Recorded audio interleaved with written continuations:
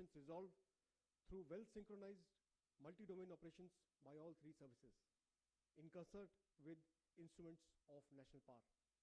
It stands as a testament to Jai, that is, jointness, Atmanirbharta, and innovation, meaning victory. Post cessation of firing on 10th of May 2025, the Director Generals of Operations of the three services had briefed you on the conduct of operations. In the past 1 year, we have some more insights into these operations. To enlighten us further, we have the very same three Director Generals of Operations of the three services who had briefed you on 11th and 12th of May 2025. In addition, we also have with us the Deputy Chief of Integrated Defense Staff Operations, Lieutenant General Zubin A. Minwala, on the stage, who will talk about the joint operations. I would acquaint you with the proceedings today. Initially, the general officers will be briefing you all for about 5 to 6 minutes each. Thereafter, we'll go in for question and answer session. Now, I hand over the proceedings to Lieutenant General Rajiv Ghai. Please, sir.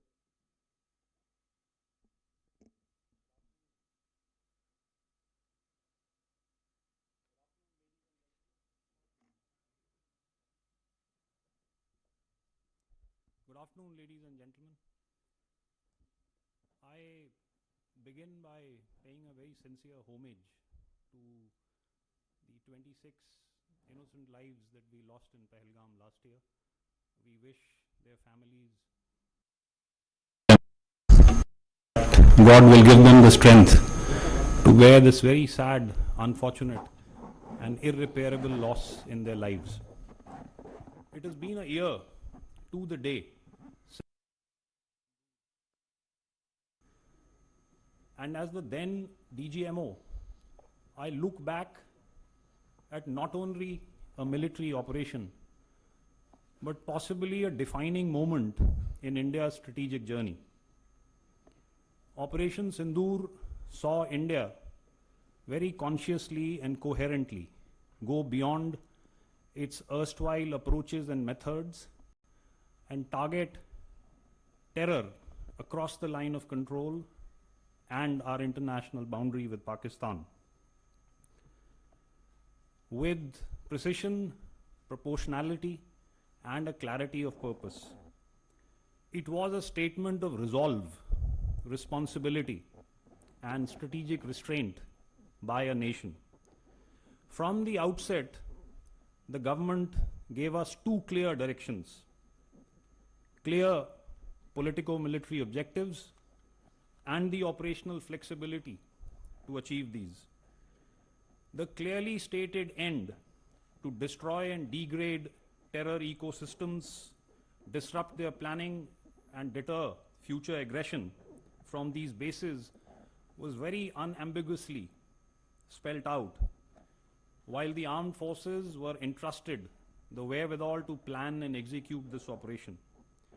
This balance between firm direction at the top and professional autonomy and flexibility at the operational level was a critical key to our success last year.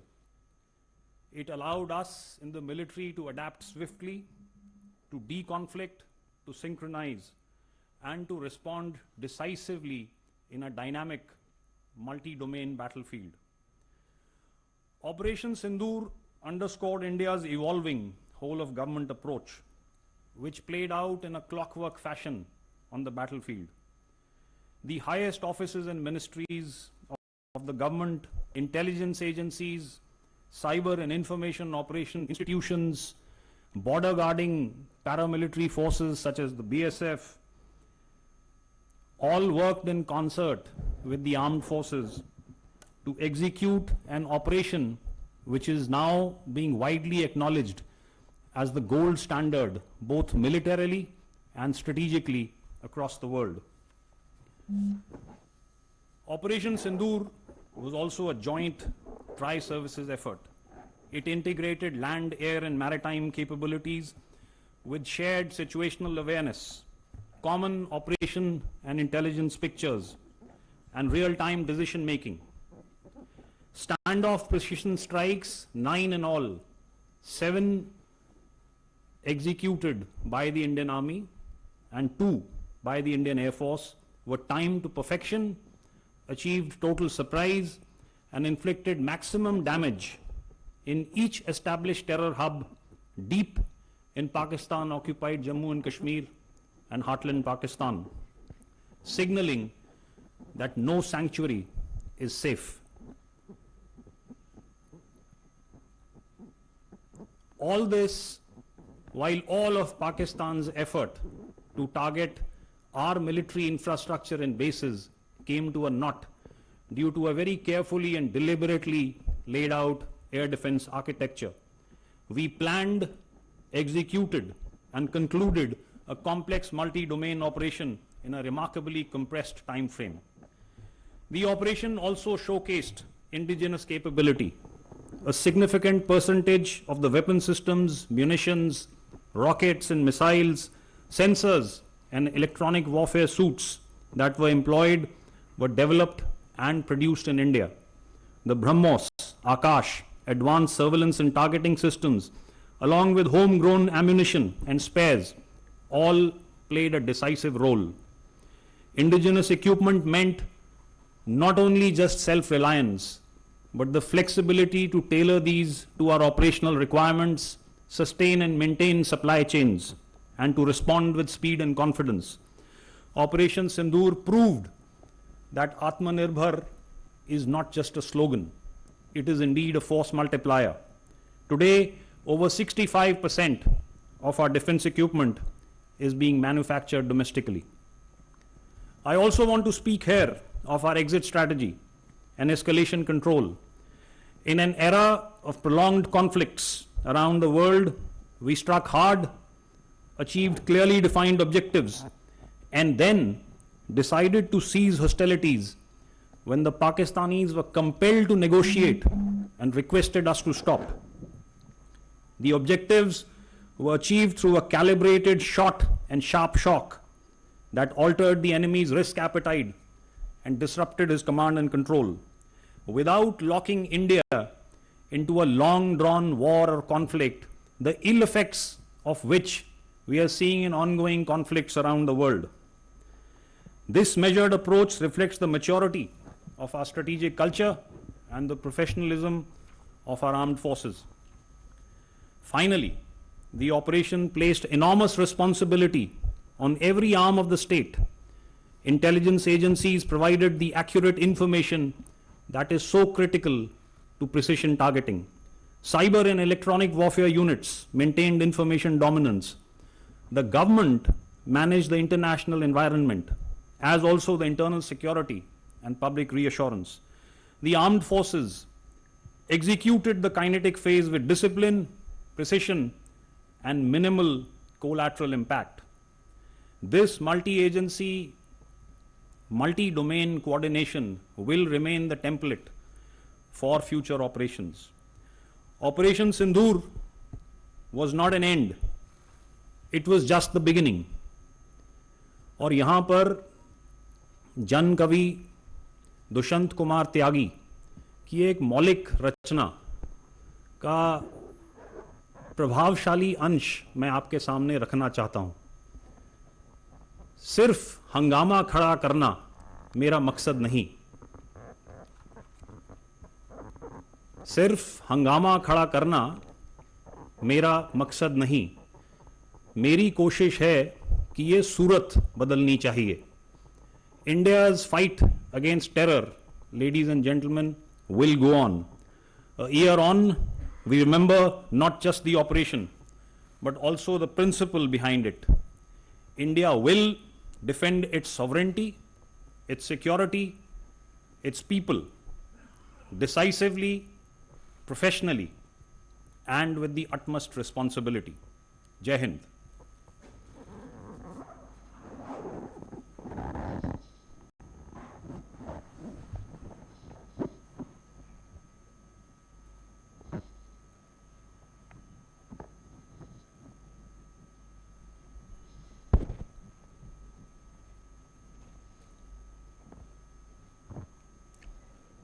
Good afternoon, friends. Today, it is 1 year and 15 days since the horrendous Pahalgam massacre. And as my friend Rajiv alluded, exactly 1 year since our first weapons hit the target. The Pahalgam incident in itself is an incident for which no amount of condemnation and no amount of repudiation will ever be enough. We cannot bring back our fellow countrymen who were massacred in cold blood on the 22nd of April 2025. But we can certainly resolve to ensure that such incidents are not repeated. Operation Sindoor, which remains paused, is an effort towards that resolve.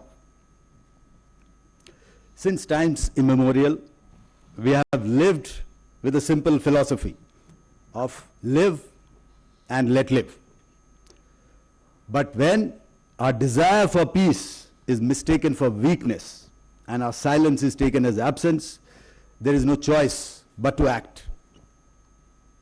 And when we act, there are no half measures. It is decisive, it is lethal, and it translates into Operation Sindoor.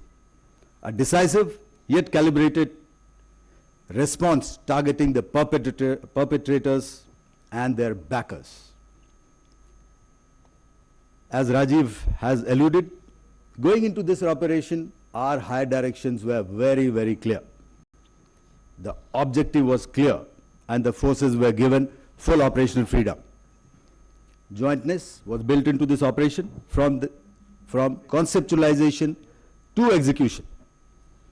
The COC, which comprises of the CDS and the 3 service chiefs, deliberated every option and calibrated every decision.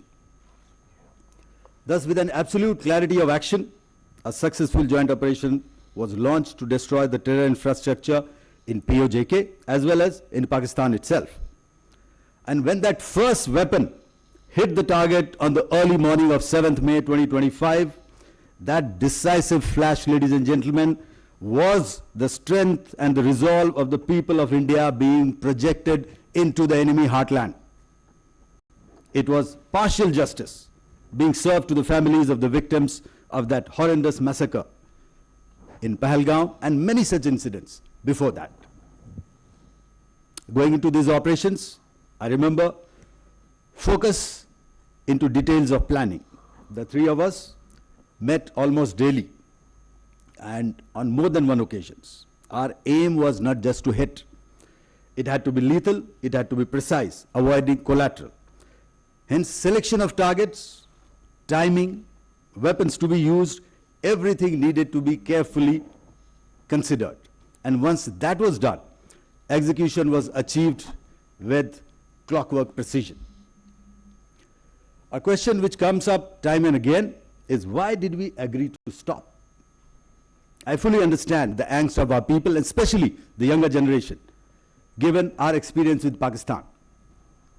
But allow me to clarify here. Our fight was with the terrorists and their support infrastructure, and that is what we hit, ensuring no collateral damage. We had achieved our objectives and our mission was complete. But when Pakistani establishment decided to side with terror and make it their own fight, we had no choice but to respond in kind. It was about self-defense, much beyond a counter-terror operation. When we responded, it was lethal and ruthless. And after taking the beating, sense kicked in the adversary, and they asked for cessation of hostilities. We paused when the request came, we stepped back, but we didn't blink. We had delivered the message, and the message was very clear.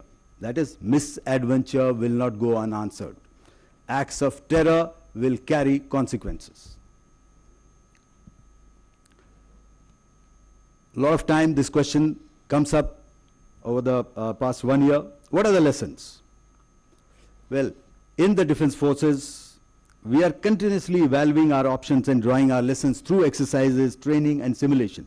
But of course, there is no better training ground than an actual operation itself. So we have also internalized what we encountered and taken them into our planning consideration. Some of them I can share with you. First, Operation Sindoor reaffirmed the primacy of air power. And when I say air power, it means everything that is in the air and not only Air Force, as the first responder and the dimension of choice for any nation. Second, it reasserted the salience of jointness and a whole-of-nation approach. It vindicated Indian Air Force's focus on precision targeting and net-centric warfare, with ICCS emerging as a clear enabler. Next, we are also able to see through our adversary. We now have first-hand confirmation of their capabilities, capacities, and tactics they intended to hide. So I'm sure they are a worried lot across there. A crucial lesson: nations forced into conflict must always have conflict termination criteria and strategy in sight. Otherwise, very soon you can go astray and do not realize how to terminate that conflict. Of course, we need to invest more in certain capabilities like space, unmanned systems, cyber. Some of these capabilities have already been addressed in the past 1 year, and we fully realize that Atmanirbharta, as my friend Rajiv alluded, is the way forward. So Indian Air Force relies heavily on indigenous technologies, and several measures are being taken to enhance partnership with defense PSUs and private industry. IF is an active participant of Mission Sudarshan Chakra, and we are working to build on the success of ICCS to provide this crucial capability to our country. Looking ahead, we continue the vigil, and IF will continue to be the first responder whenever our peace and tranquility is challenged, whenever our sovereignty is threatened. There is no distance too far, no depth too great, and no dimension we cannot dominate. At this instant, we are watching and could not be better prepared. Thank you. Jai Hind.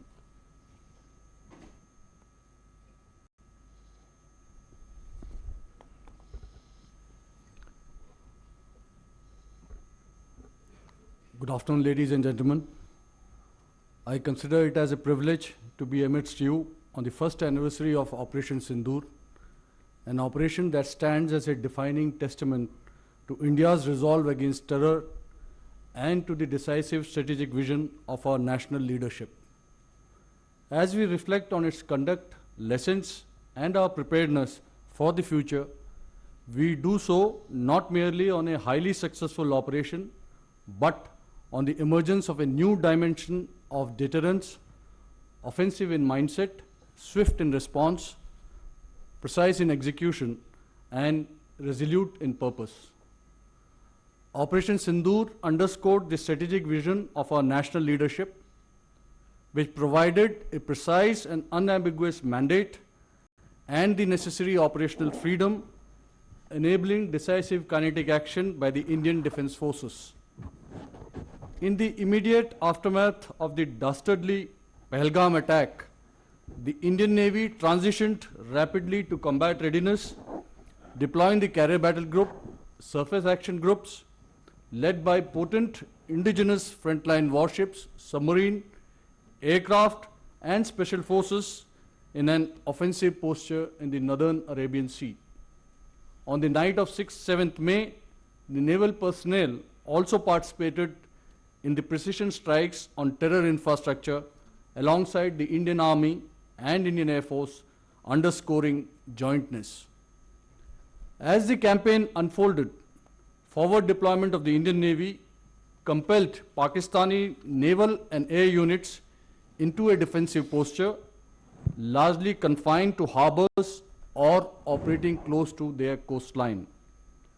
Our dominance at sea created credible deterrence and held Pakistani economic trade, routes and risks, thereby significantly contributing to the escalation control mechanism. Op Sindoor validated India's ability to respond to asymmetric provocation with deliberate, precise and proportionate force. It demonstrated that terror infrastructure and supporting military enablers can be targeted swiftly and effectively whilst maintaining escalation dominance. The operation also highlighted the decisive role of indigenous cutting-edge technologies, platforms, systems and equipment, including drones, layered defense systems, and counter-uncrewed aerial systems. by striking the terror hubs in the heart of Pakistan using long-range precision weapons, India effectively called the bluff on Pakistan's nuclear blackmail. The growing relevance of uncrewed and autonomous systems, as seen in the recent conflicts, reinforces the need for accelerated integration into our operational constructs. Our endeavor, therefore, remains focused on inducting these niche capabilities and constantly reviewing our concepts of operations to remain ahead of the adversary. The information domain emerged as a parallel battle space. Disinformation was effectively countered, and the whole of government approach ensured prevalence of our own strategic intent over the manufactured narratives. Lastly, and perhaps most importantly, the operation demonstrated the operational dividends of the principles of JAI, that is, jointness, Atmanirbharta, and indigenization. Seamless integration of three services through Chief of Staff Committee, as Marshal Bharti just mentioned, regular meetings of all the three Director Generals of the services, aided in better situational awareness, control of escalation response, and quick decision making, enabling better actions on ground. The establishment of Joint Operation Control Center ensured synchronized military actions against the adversary. Furthermore, the seamless coordination with all national agencies, including Indian Coast Guard, intelligence and maritime agencies, ensured robust employment of the comprehensive national power. The performance of indigenous ships such as the aircraft carrier Vikrant, Kolkata and Visakhapatnam class destroyers validated the Indian Navy's investment in indigenous capability, blue water readiness, and integrated warfighting, thus reaffirming Atmanirbharta as a critical enabler for operational success. To conclude, I would like to assure the citizens of Bharat that the Indian Defence Forces, including the Indian Navy, remain ready and forward deployed. If Op Sindoor was proof of calibrated resolve, our next response will be about sustained overmatch. If challenged again, we will not merely respond, we will shape the battle space from the outset. The Indian Navy, alongside the Indian Army and the Indian Air Force, has demonstrated capability to strike deep, strike far, and strike sure, anytime, anywhere, anyhow. Jai Hind. Jalmev yas, balmev tasya. Thank you.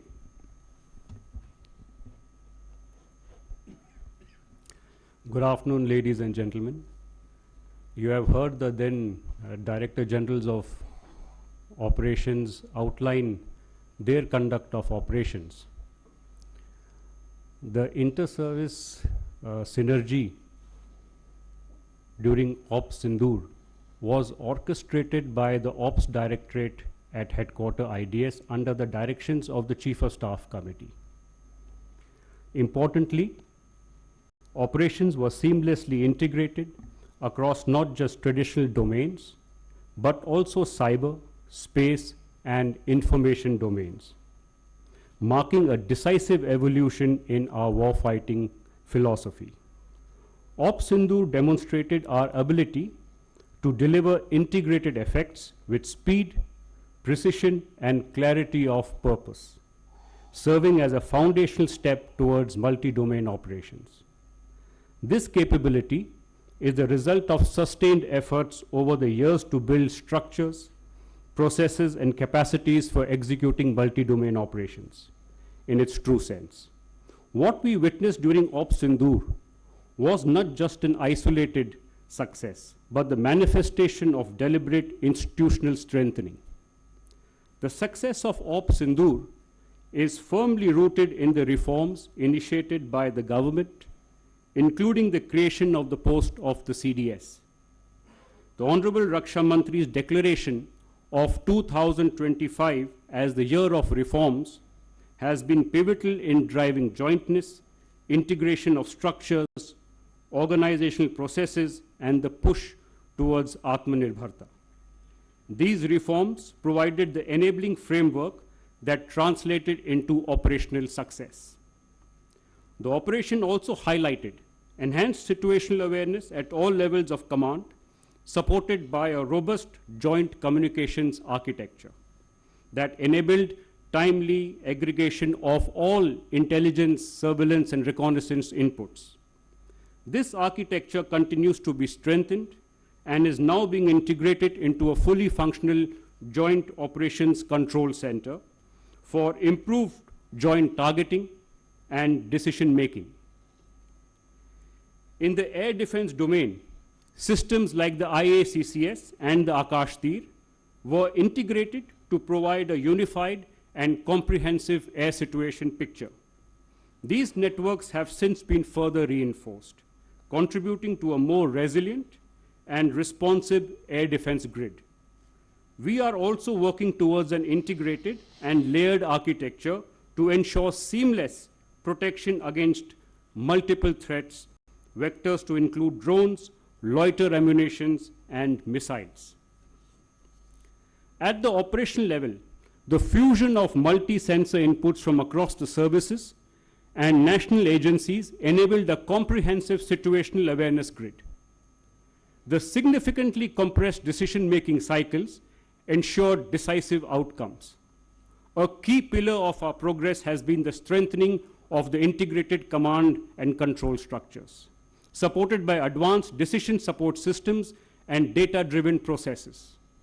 A gradual process of transition from a network-centric to a data-centric architecture is underway. Our multi-domain approach has expanded into new emerging domains.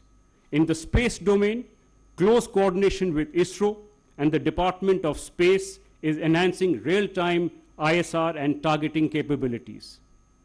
In the information and the cognitive domains, coordinated efforts with the Ministry of Information and Broadcasting during Op Sindoor established an effective model of civil-military fusion. Building on this, a Defense Strategic Communication Division is being established, leveraging AI-enabled tools to counter misinformation in real time. Emerging technologies have underscored the importance of unmanned and autonomous systems. We are inducting longer-range precision capabilities and advancing manned-unmanned teaming. Formulation of a national counter-UAS policy in coordination with Ministry of Home Affairs and civil aviation authorities is currently underway. Jointness continues to be reinforced through doctrinal and structural advancements. Multiple tri-service doctrines have been promulgated, complemented by initiatives as the Military Quantum Mission and other documents under the Defense Forces Vision 2047, which was released by the Honorable Raksha Mantri a few days back. On the ground, integration is translating into tangible capability through joint logistic nodes and tri-service maintenance protocols, enhancing efficiency and operational readiness. Interagency coordination has also been significantly strengthened. Synergy with the Ministry of Home Affairs and the BSF has improved coordination along the LC and the IB, while seamless integration of the Indian Coast Guard operations with that of the Indian Navy has bolstered coastal security. Engagement with national security agencies and intelligence agencies such as the DRDO, NTRO, and the wider intelligence community, along with industry, both public and private and startup, reflects a mature whole-of-nation approach aligned towards common strategic objectives. Extensive tri-service exercises and wargaming and simulations over the past year have validated and refined our multi-domain operation concepts, ensuring agility and future readiness. Today, we stand equipped with integrated capabilities, strengthened by joint structures and seamless coordination amongst the services, ministries and government agencies, reflecting a true whole-of-nation approach. Thank you. Jai Hind. Ladies and gentlemen, we'll now have the question and answer session. Before we proceed, a few ground rules you are aware of. We will take questions in sets of 3 at a time. Please keep your questions brief and avoid multiple questions in one go so that we can cover maximum people. Also, once nominated to answer the question, kindly introduce yourself and the media house you belong to prior to asking the question. And please restrict your questions to Operation Sindoor and the aspects covered by the general officers on the stage. General officers will now take the questions. You have the placard with you. With that, kindly introduce yourself. A placard number 65, 15 and 85, Mr. Ravi. Starting with 65, please. Yeah.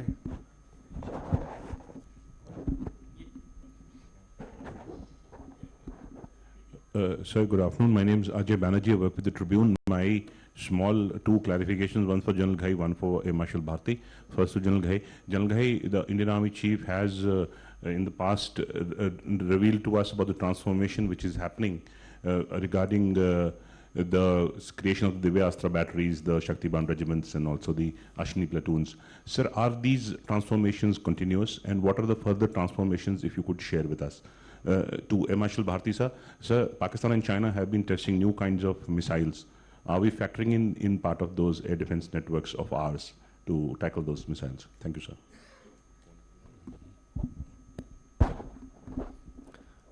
This is Ravi Shankar from Bharat Shakti. Here. We are interacting with you with the same panel which that used to brief us last year during Operation Sindoor. That is very pleasant and reassuring as well. So सीधा सवाल पे आते हैं. पाकिस्तान ने ये कहा था, दावा किया था कि हमने भारत को बहुत नुकसान पहुंचाया. तो और इस नैरेटिव को उन्होंने वेस्टर्न मीडिया, वेस्टर्न एक्सपर्ट्स के बीच बहुत कामयाबी के साथ इस नैरेटिव को पहुंचा भी दिया.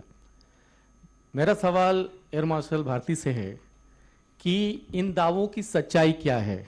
क्या आप शेयर करेंगे इन दावों में कितना दम है, भारत का कितना नुकसान हुआ था? और दूसरा जनरल घई के साथ कि घई साहब आप ये बताएं कि ऑपरेशन सिंदूर पॉज हुआ है, आप ऐसा बता रहे हैं, लेकिन ये चल रहा है, इट्स ऑन गोइंग, तो ये किस फॉर्म में चल रहा है, इसका क्या डायमेंशन है, ये बड़ा शेयर करें please. Thank you. Hi, good afternoon. This is Shivani. I'm from NewsX. Gentlemen, we all have been seeing since the past 1 year, and we've also been talking about the integrated theater commands. We are in Jaipur. It's been touted as one of the commands which will be the headquarters. And given that all of you have spoken about jointness during Operation Sindoor, how close are we to integrated theater command so that our timelines are reduced? You mentioned it was 1 year 16 days, so we took 16 days to in fact strategize this entire operation. Do you believe that we can minimize or compress that number further in future wars? And also, how decisive was India? Because when we are looking at escalation ladders across the world in this geopolitical world, India was very decisive. So what helped India actually make or take that call that we decided that the enemy had to come to the negotiating table?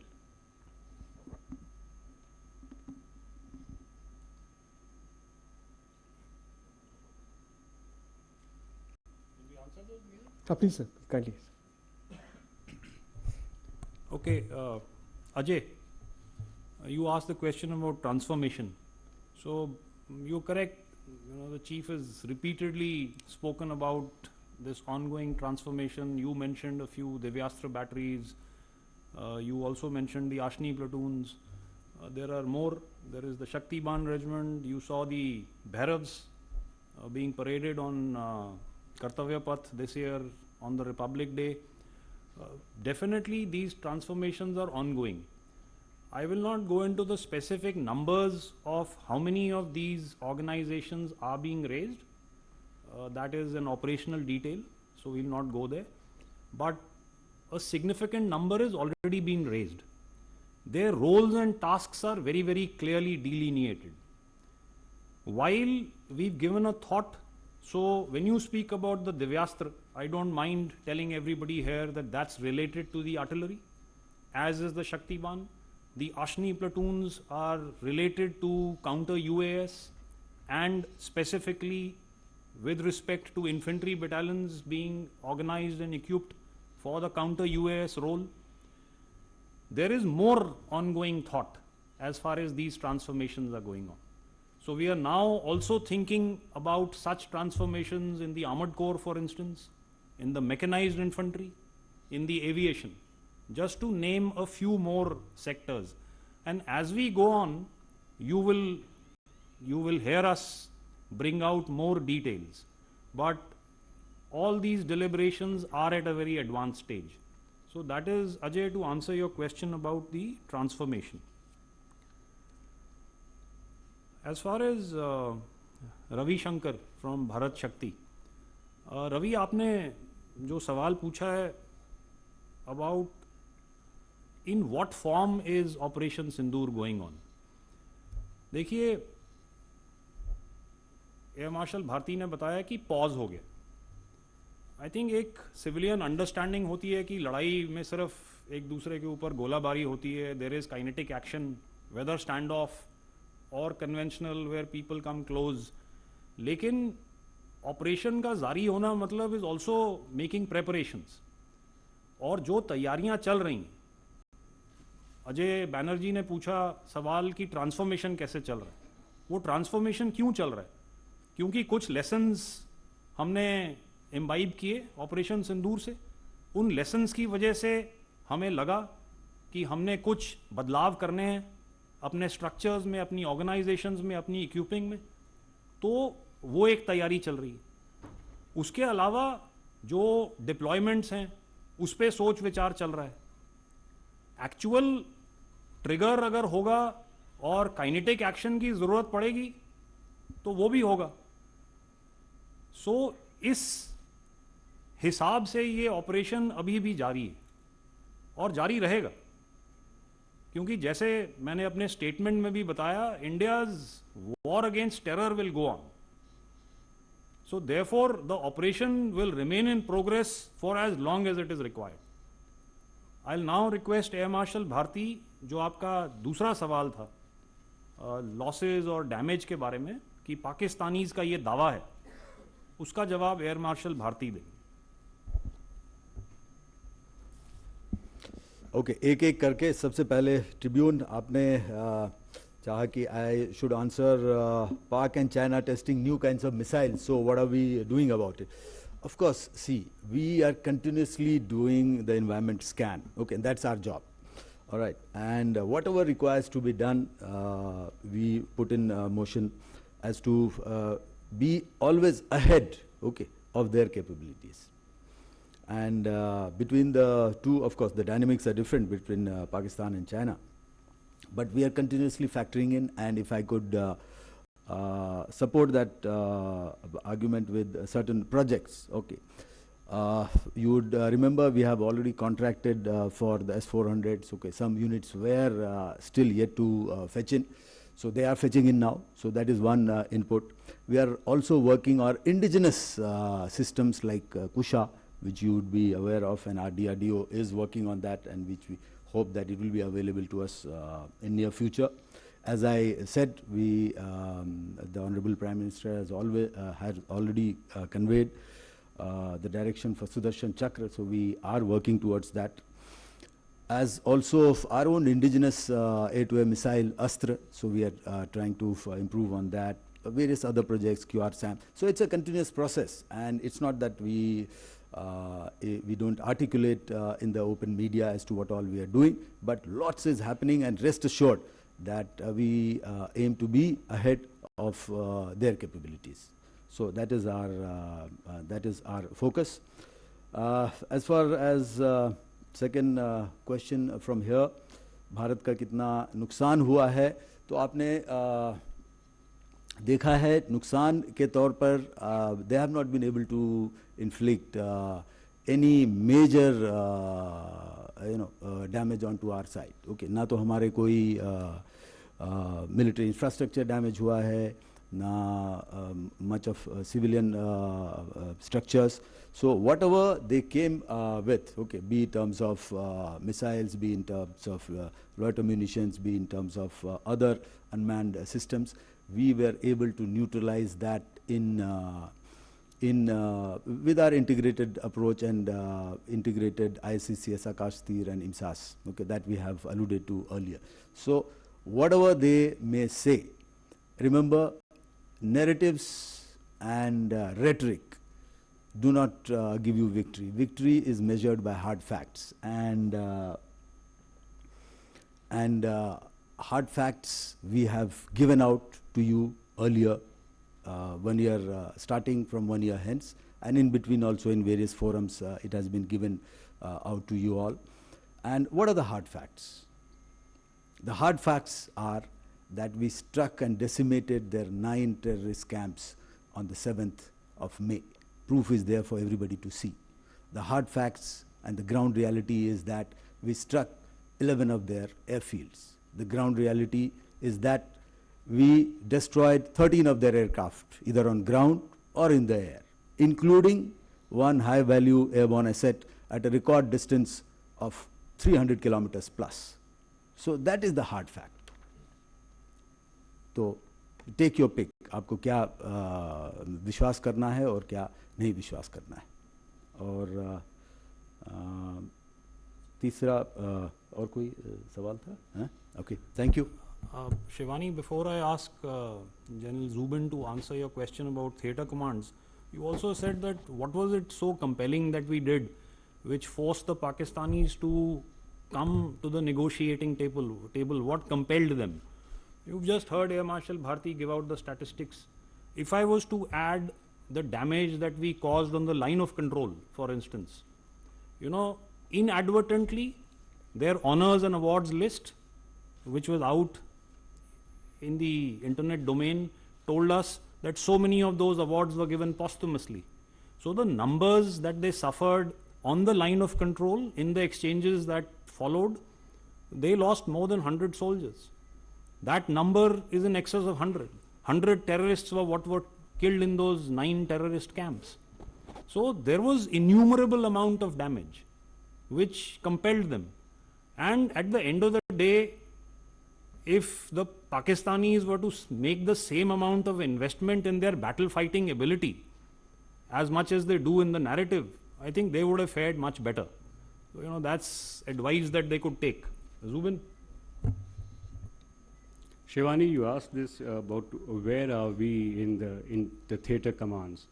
And so, you see, you heard the Chief of Defence Staff in his various talks bring out that this is at the final stages and a lot of work has been done towards that. But I would like, and that's a decision of the government, you know, and but I would like to bring out over here that just raising of the theatre commands is not the aim. It is what has happened as a background work in terms of jointness, integration, because that forms the bedrock and the fabric of theatre commands. So here we have, you know, there are numerous tasks under jointness and integration. To give you an exact number, 197 tasks in domains of operation, intelligence, op logistics, human resource, regulations, which form that bedrock. Towards that, some of these tasks are to be completed before the theatres to be formed and some after the formation of the theatres. And that's going on at a very fast pace. There is a lot of work which has been done. If you just as an example see what happened in Op Sindoor itself, was not an one-off and overnight in a synergy which happened. It was an institutional work. And the formation of the JOCC, Joint Operation Control Center, fusion of ISR resources of the services, decision-making processes are all institutional work which has laid that foundation which will happen for the theatre commands. So therefore, whenever the theatre commands get announced, which is the prerogative of the Government of India, we are ready to form that bedrock. And was there any other question you asked? That was it. No, Yeah, that's it. Okay. I think we can go in the next set of questions. I just want to, I'm itching to respond to, amplify further about Shivani, your question regarding, how decisive and why could we be decisive? That we have, all three have clearly reiterated that a clear and precise political mandate was there with us, and operational freedom was given to us. And we were very, very clear at the initial stages that we were to neutralize the terror infrastructure. The second part of it, militarily, we had formulated at the CDS and COSC level, it's a Chairman Chief of Staff Committee level, a clearly defined escalation control mechanism, wherein we were to look at calibrated and graded response to each event. So once this terror infrastructure was neutralized, and thereafter they did some action, and that mirror escalation at a harder level, and that the joint integrated operations by military actions by all three forces probably impacted the minds of the political and military leaders of Pakistan. And that's why the Pak DGMO had to approach DGMO Indian Army pleading for ceasefire. That is the main reason. So can we go on the next, sir? Next, we can have next set of sections, questions. I'm seeing your placards. We'll take them one by one. Say placard number 19, 57, 76. And please listen to the questions. If you have similar question, kindly add on. May I request 19, please? Yeah, please.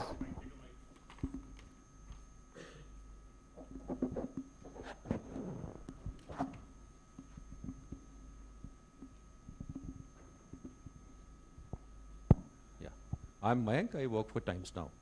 My question is, without raising a doubt about the collusion which was between Pakistan and China, can we get to understand what was the level, even if it was intelligence sharing, or what kind of a collusion was between Pakistan and China? That's my question. I request if answers can come from all four of you, because that would add to articulations in a different manner. Thank you so much. 57, please. Sir, I'm Ajit Dubey from the ANI, sir. Sir, my question is to General Ghai, Marshal Bharti and Admiral Pramod. Sir, when soon after the operations got over, the Deputy Chief of Army, he said that this was a unique war in a way that we were fighting three adversaries in one border, where the Chinese were providing the weapons, intelligence, satellite communication, satellite coverage, everything to the Pakistanis, and that Turkey was providing them with drones. So, how are we preparing for this kind of a war? And was this thought earlier, like we have been hearing about two-front war, but fighting three adversaries in one front? Was that ever thought about, and how is it being planned to be countered in future? And Bharti sir, you talked about the acquisition of the S-400s and Kusha. Can you give us the timelines about by when the S-400s remaining two squadrons are coming to join the Air Force, and the 5 squadrons of Kusha and this S-400s which we are going to sign in future?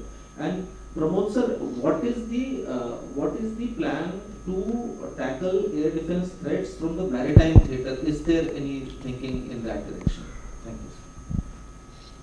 76, please. Good afternoon, sir. Rahul Singh this side from Hindustan Times. So my question is for General Ghai. So since Operation Sindoor, the genesis was a terror attack, and you talked about the kind of infrastructure you destroyed, 9 camps across the LC, across the IB. So if you could give us your assessment of the current terror infrastructure across the border, the number of camps, how deep are they located, what has happened to the camps that you destroyed? Have any camps come up there? Have the camps moved in deeper?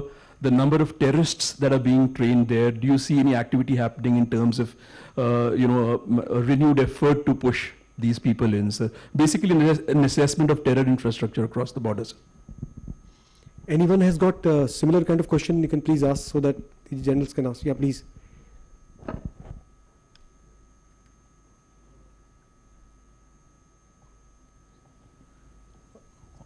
Hi sir, मैं मनीष हूँ India TV से। मेरा similar question है Rahul sir से related है ये है क्योंकि ये पूरा वेस्टर्न बॉर्डर पे खास तौर पे जो 7 टारगेट्स आपके थे, उन टारगेट्स की इस समय की कंडीशन अगर सैटेलाइट इमेजेस से देखते हैं तो काफ़ी कुछ चेंज हुआ है। तो नंबर ऑफ टेररिस्ट जो खास तौर पे इन एरियाज़ में है, चाहे वो जम्मू कश्मीर के ठीक सामने के एरियाज़ हों या फिर नीचे की तरफ, उनकी अभी क्या सिचुएशन है? और जो स्पॉट किए गए थे, जैसे आपने भी अभी बताया कि number of terrorist killed in that particular, उसके बाद से लेकर अभी तक आप क्या देख रहे हैं? क्या वो ह्यूमन शीट फिर से लेना शुरू कर रहे हैं? क्या वो डेप्थ एरिया की तरफ चले गए हैं? क्या वो इन्फिल्ट्रेशन अटेम्प्ट या बाकी और जगह ये कोशिश कर रहे हैं पूरे एरियाज में? Okay, so before we go to the questions about collusivity and timelines for some of the Air Force equipment that Ajit asked, I'll answer these questions about terrorist infrastructure and terrorists. So Rahul and Manish, as far as numbers are concerned, look, traditionally we've identified terror launch pads, terror camps, terror infrastructure across the line of control. And we are fairly well aware, our intelligence agencies usually have very good information about these details. So there are certain clusters across the line of control. I do not want to name these for the sake of confidentiality, but there are certain clusters across Pakistan occupied Jammu and Kashmir, and today even across the international boundary, that we associate with terrorists. The dynamic nature of these launch pads and camps is a peculiar aspect. So, as you are suggesting, from time to time the numbers will differ. The very nature and geography, or should I say the layout of these terror camps and infrastructure also continues to change. What's happened to the 9 that we hit, at least as far as the 2 more famous ones are concerned, they've been in the news. There has been money that has been pummeled in to try and reconstruct those.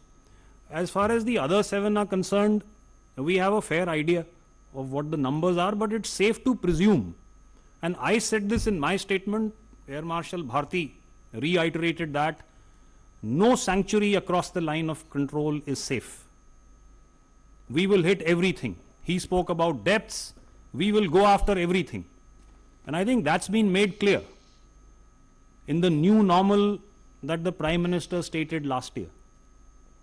But the conditions, the timing, and the method will be ours. That's what he said when he spoke about the new normal. So these are the 3 aspects. So therefore, the nature and numbers in these terror camps may keep fluctuating. I think people on the other side are also wise. So yes, some of these camps and launch pads have moved further in the depth where they feel that they will be safer. But like I said, no sanctuary is safe. So this is as far as about the terror is concerned. Now before I hand over to the others about the collusivity, I just want to say that, look, the fact that Pakistan and China, in their own words, have a relationship that is deeper than the seas, higher than the mountains, that's a given. The fact that Pakistan has 80% of its military equipment of Chinese origin is a given. Whether we are fighting against 3 adversaries on the same border, be it Turkey or China or Pakistan, look, you play against the team that turns up on the park. So that's not something that should worry us so much. It's not something which is in our control. What is in our control is what we've all spoken about. Zubin spoke about what are the capabilities that we are building in an integrated manner. We spoke about transformation. The challenges have been identified and are clear. India, and I say India, and its armed forces are all on the path to meeting these challenges. That's why a year hence, we are all sitting in front of you. Just to give you a sense and an assurance that what we learnt last year has been well imbibed and we are on a path. Bharti sir?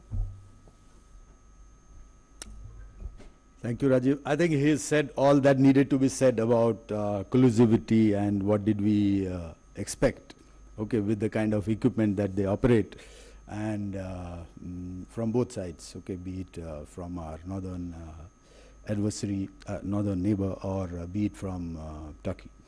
All right. So that can be expected. All right. But I would like to, yes, here make a comment. Because we were reacting to some terrorist incident and their backers. So should the support have come the way it has come, that is for us to ponder. Okay. But you know, I would like to paraphrase it in you know, our Rashtrakavi Dinkar's one of the poems. Okay. जब वो कहते हैं कि summer शेष है नहीं पाप का भागी केवल व्याध, जो छद्म है समय लिखेगा उनका भी अपराध. So you can understand. As far as additional equipment is concerned, Mr. Ajit, yes, I can confirm to you that the next set of units, okay, we should be having with us within a month, okay, and the final one maybe by the end of this year. As far as Kusha is concerned, yes, it is still a work in progress. We are looking at it seriously and trying to expedite it, maybe in another 3 to 5 years. And additional units coming from across, from abroad. Well, I'd not like to put a time frame at this instance. It's work in progress. Okay, so that is for the details of the equipment that is coming in. Thank you. Let me amplify on the Mayan's question on the collusivity between China and Pak. I would like to respond to your question through certain signposts, and which you have seen in the diplomatic front when Pahalgam attack happened. China refrained from condemning the Pahalgam attack. This is the first part of it. Similarly, when the UN Security Council's press statements were made, and that's the time when China again influenced, and the references of the resistance front who was directly involved in the attack, that was not made. And as General Ghai had mentioned, that 80% of imports, arms imports, are from China, and so that's a kind of relationship, economic, military, and the strategic relationship which China and Pakistan, and that is for obvious reasons which you all know. More importantly, in terms of the imports which happens in the arms and the niche platforms, whether it is ships, aircraft, or submarines, the best of the platforms are given. And recently you saw also that they've already announced in the next 2 years 40 odd J-35s are going to be J-35 Alpha. That's the 5th generation aircraft. That is the kind of, and this is only on the hardware platform. Similarly, whether it's in the space-based collaboration happens in terms of launching of the Pak satellites, information aspects, joint exercises. So it's a large, so if you see the background, they are well enmeshed and clustered. Now, if you have to come with this backdrop, if I have to come back to your specific questions of what is the kind of collusivity, for any layman he can understand with this backdrop,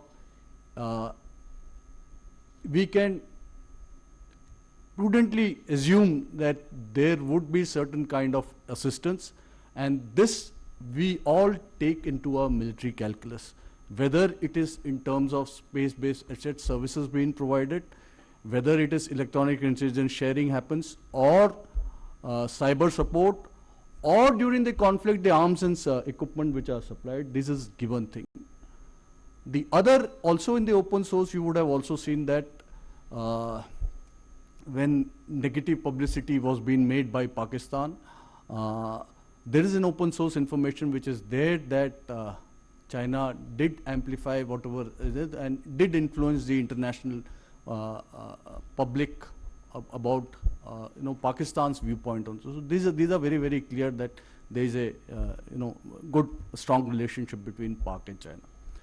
The second question which was there, how we handling three adversaries at the same time in this different fronts of it.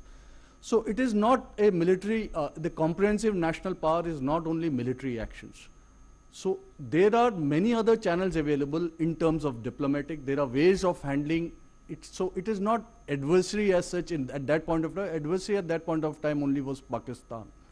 And you would have seen in the recent conflicts, whether it is Ukraine, Russia, whether Iran, Israel, US, there are support from various other sides also, economically, militarily, everything. So that doesn't become, though law of armed conflict is very, very clear that if you support, then you also become a belligerent. But it has become a different, it's a blurred image and it's become a norm now. So we have different ways of handling other people who try to influence these. It could be diplomatic, it could be economic, it could be many ways of informational itself you could engage or other ways. This is one. Third aspect is related to what is the plan to tackle air defense threat in the maritime domain. So the fleet air defense, any assets at sea, the responsibility of fleet air defense is the Navy. So first, the attempt is always, it's a layered defense. First, a threat could be missile, threat could be aircraft itself, aircraft launching in this thing. The launch platform could be from shore, could be from aircraft, could be from subsurface. So our first strategy is always to neutralize the launch platform. And the launch platform, shore, there are many ways the sister services will ensure that any launch platform which is there, it can be neutralized there itself. The subsurface, there are anti-submarine actions which we do, in which we look at neutralizing the launch platform. To neutralize or degrade a fighter threat which is there, which can launch missile, then you have an integrated fleet air defense. That means you have superior fighters aircraft to neutralize or intercept and neutralize this. Within the fleet, you have layered air defense systems, which could be surface to air missile, long range surface to air missiles, then you come to a short range, then point defense systems, close in weapon systems. So these guys there. But now you have seen that the threat is increasing in terms of supersonic missiles, hypersonic missiles. So as the threat is increasing, the technology is allowing you also to build up your defense, air defense capability through better sensors who can detect the supersonics and the hypersonics missiles. And you have the ability to, that is the work in progress, as Air Marshal Bharti just mentioned, the Project Kusha. The similar thing will be translated into sea-based BMD capability. That is the kind of, so we are, the work is on in this. Thank you. Can we have next set, people have been raising hand, we'll try and cover maximum people. 64, 27 and 9 please. Yeah. One more we can take, say, I think 86 has been raising for a long time, please. And any similar question you can please cover. Please start. 64. Ma'am, I think this side, yeah, 64 years. Yes, you're the one. Can you please pass the mic? So my first question is to Vice Admiral Pramod. You said that India, sorry, sir, I'm Parvinder Sandhu from the Statesman Group. So you said that India called Pakistan's nuclear bluff. So did India access any nuclear signaling during the operation? My next question is to Lieutenant General Ghai, that you spoke about intelligence. If you could repeat the first question again. So you said that India called Pakistan's nuclear bluff. Did India assess any real nuclear signaling during the operation? My second question is to General Ghai, that you spoke about intelligence inputs being very precise post-operation. So how did Pahalgam attack happen in the first place? Were intelligence failures identified? And my next question is to Air Marshal Bharti. You mentioned we stepped back but did not leave. Does that mean some military assets are still positioned for rapid retaliation if something happens again?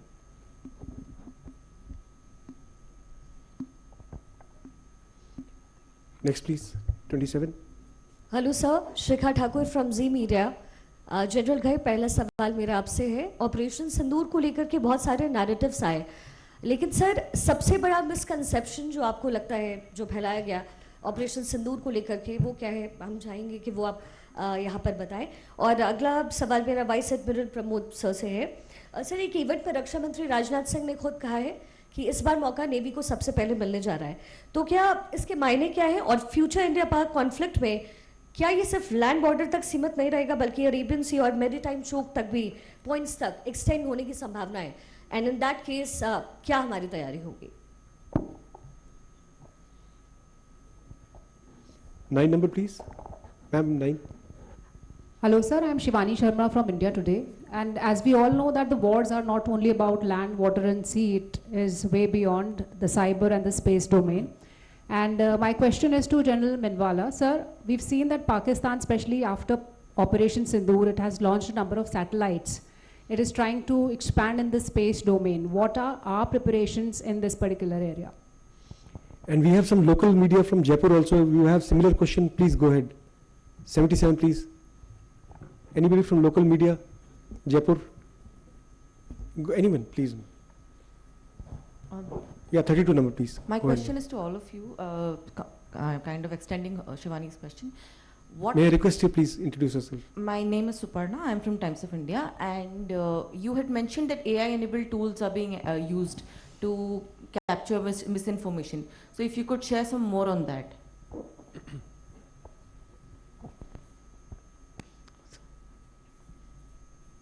Sir, please.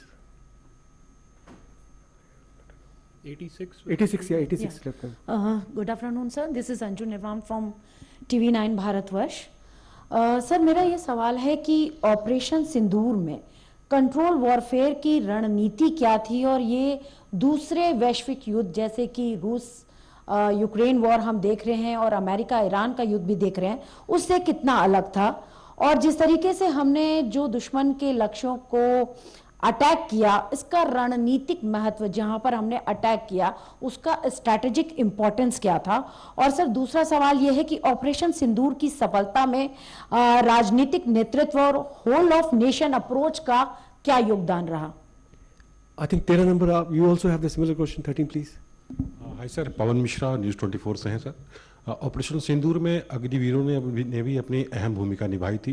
पहले batch का जो है confirmation होने वाला है, क्या उनके लिए कुछ अलग से बेनिफिट दिया जाएगा?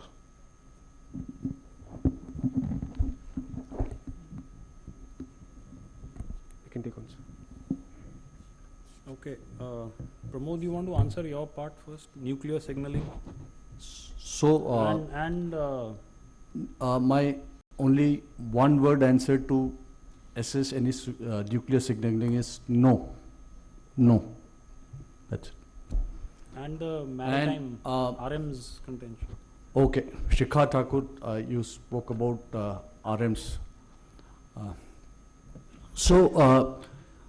Speed, mobility, lethality, and survivability. Why survivability? Because land you could attack missiles and other things. You are mobile, so the survivability are the inherent strength of a naval power, and which you have seen everywhere in recent war. Also, you have seen 3 carrier battle groups going. The survivability is a very, and they can deliver. The firepower again is, and the weapon density which a naval unit carries, that again is a strength. So 20, 25, 30, तो मैं आपको बताऊंगा कुछ पनडुब्बियां होती हैं जो 150 Tomahawk missile से ज़्यादा ले जा सकते हैं. So you can have, these are two important in war fighting, firepower and then force preservation. So we are ideally suited to be this way.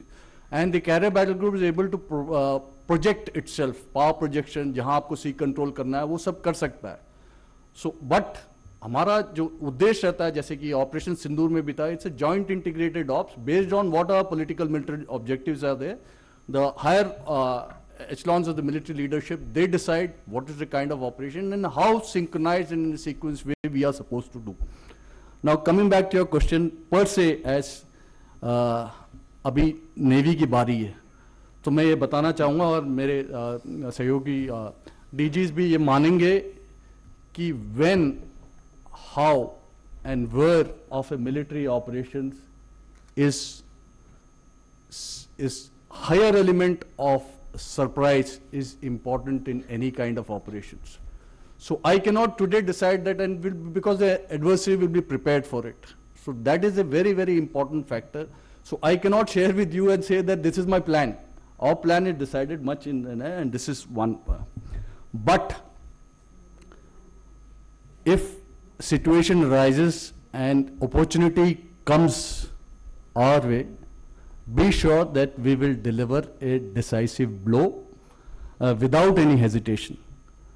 And अगर रक्षा मंत्री जी ने हमको ऑर्डर दिया तो हमारा कर्म और धर्म है कि हम पूरा पालन करेंगे, और अगर भगवान की कृपा होगी हमारे तो आपकी इच्छाएं और तमन्नाओं को भी हम सब मिलकर भरपूर तरह से पूरा करेंगे. Thank you. Before I ask Zubin to answer the questions that were specifically directed towards him, and Air Marshal Bharti also to come in at the queries that were directed to him, two questions. Pramila, you spoke about the intelligence failure and why did the attack take place in the first place? Parminder, I'm sorry. So, I mean, let's not sit on judgment here and say that it was a failure. Intelligence is all about how timely it is. While it is available, there is always a process of synthesizing it and then making it available to the people who can act on it.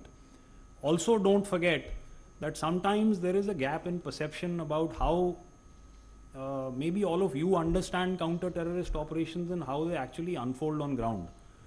The terrorist or the insurgent has this what should I say, benefit of merging into the population. So that's a big challenge at all times.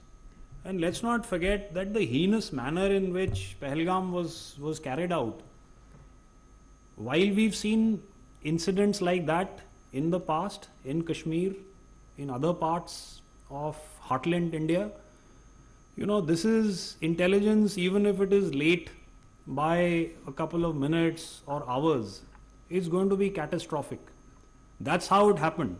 But I want to concentrate on the fact that once that had happened, we actually hunted those people down in conditions that are always challenging and tough. Took all the time that it did, but the perpetrators were put to rest. And how? I think all of you know that very well. So yes, I reiterate that we have an intelligence base and data that we work from, and I said that in specific relation to the question that was asked about terror camps and infrastructure being across. Intelligence is also aware about terrorists that may be working in the hinterland and probably merged in the population right now, and those efforts will always go on. Whether it was timely or not, that's a debate that will go on. Now, Shikha, you said, what is the biggest misconception that the Pakistanis could have peddled after the operation? The biggest one is they tried to peddle it, probably tried to run away with the narrative. And then, like Air Marshal Bharti said, there is a difference between narrative and evidence. The first time the three of us came and appeared in front of you, we came with you with videos, with photographs, with timestamps on what we did. Have you seen any authentic video being put up by the Pakistanis? So narratives apart. So the biggest misconception that they tried to peddle is that we won the war. But I think that's come undone since then.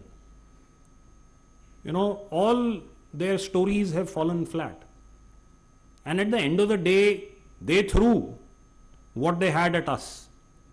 And it all came to a naught. Nothing, and I say nothing, actually succeeded for them. So no, that's a sad story. And like I said, they could have done better to invest in capability rather than narratives. Bharti sir? Yeah, okay, thank you.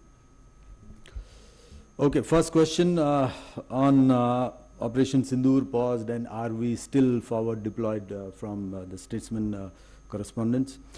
Okay, as far as the Indian Air Force is concerned, all right, the beauty of its operations lies in the rapidity of response. Okay, so we need not be forward deployed to respond rapidly and reach where we want to reach. Okay, so that question, whether are we still forward deployed, that is, I would say academic, because if there is a requirement for us to reach somewhere, to deliver, we are there, because it is inherently ingrained into the characteristic of the Air Force or the air power, which is rapidity of response and its reach. We can reach, we can be in East India, and if there is a requirement to reach West, okay, we can reach within no time. So our posture as to are we forward deployed, what I would like to say that we are deployed as per our requirement, as per our threat assessment, and we are ready even as we speak. So that has been the posture, not during Sindoor, that has been the posture before Sindoor, during Sindoor, and it remains the posture even today, and it will continue to remain so. Second question from TV9 correspondent, जो हिंदी में था, control warfare की वैश्विक राजनीति क्या है? और ये बहुत ही अहम सवाल है और बहुत ही आई मीन से it's a good question. Alright, so control warfare, operation Sindoor कैसे अलग था और सब जो हमारे चारों तरफ हो रहा है, तो that you have caught the essence of it. It was a very controlled escalation. सबसे पहले तो हमारी रणनीति क्या थी, हमारा उद्देश्य क्या था इस ऑपरेशन में जाने के पहले?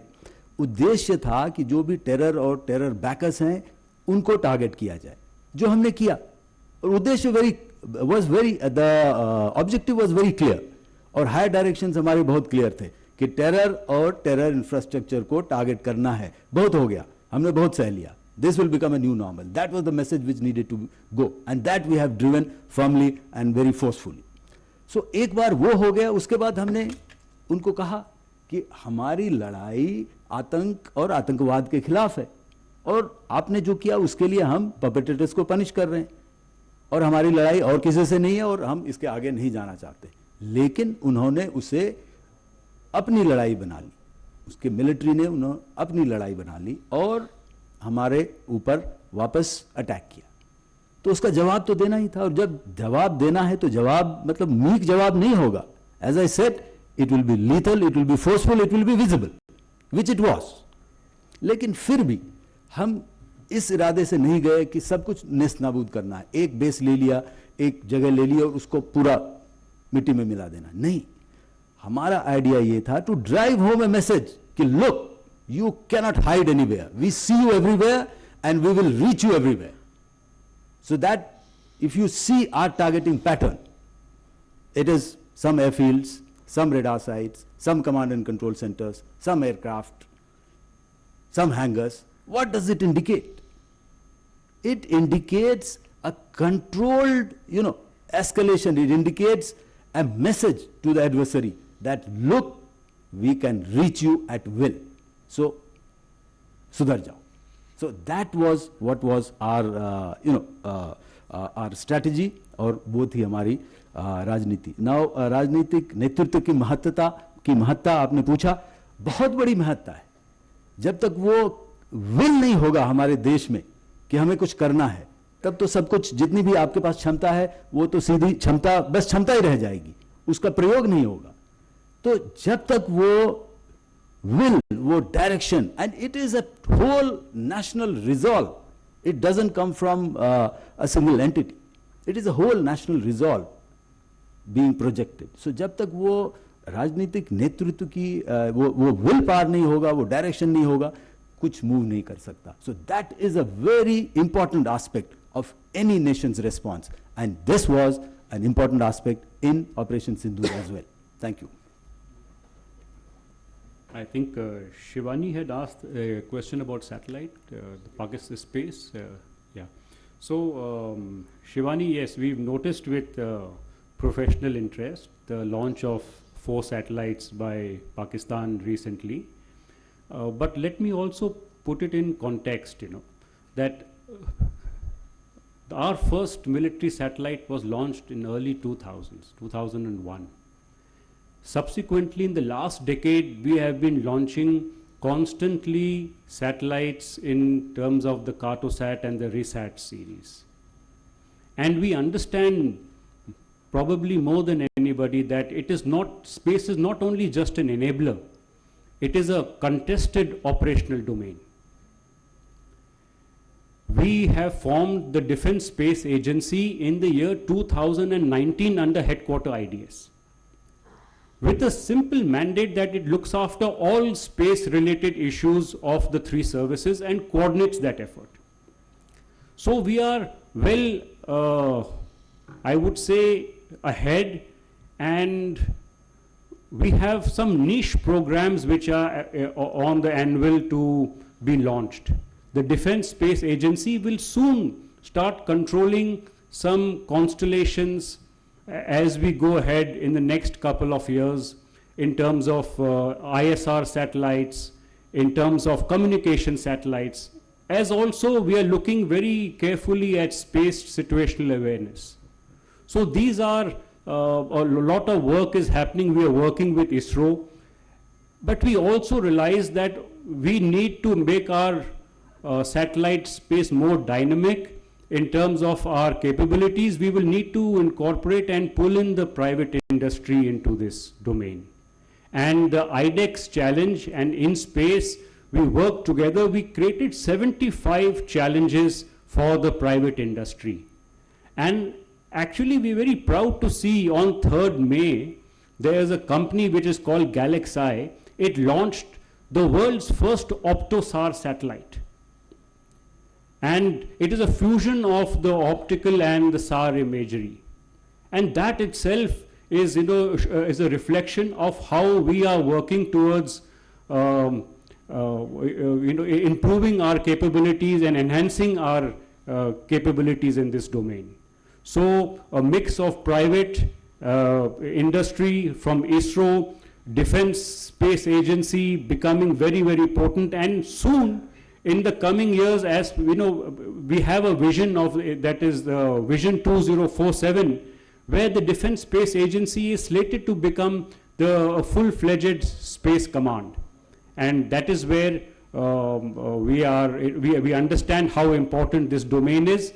It is contested, we need slots, and we need more and more satellites to control multi-domain operations.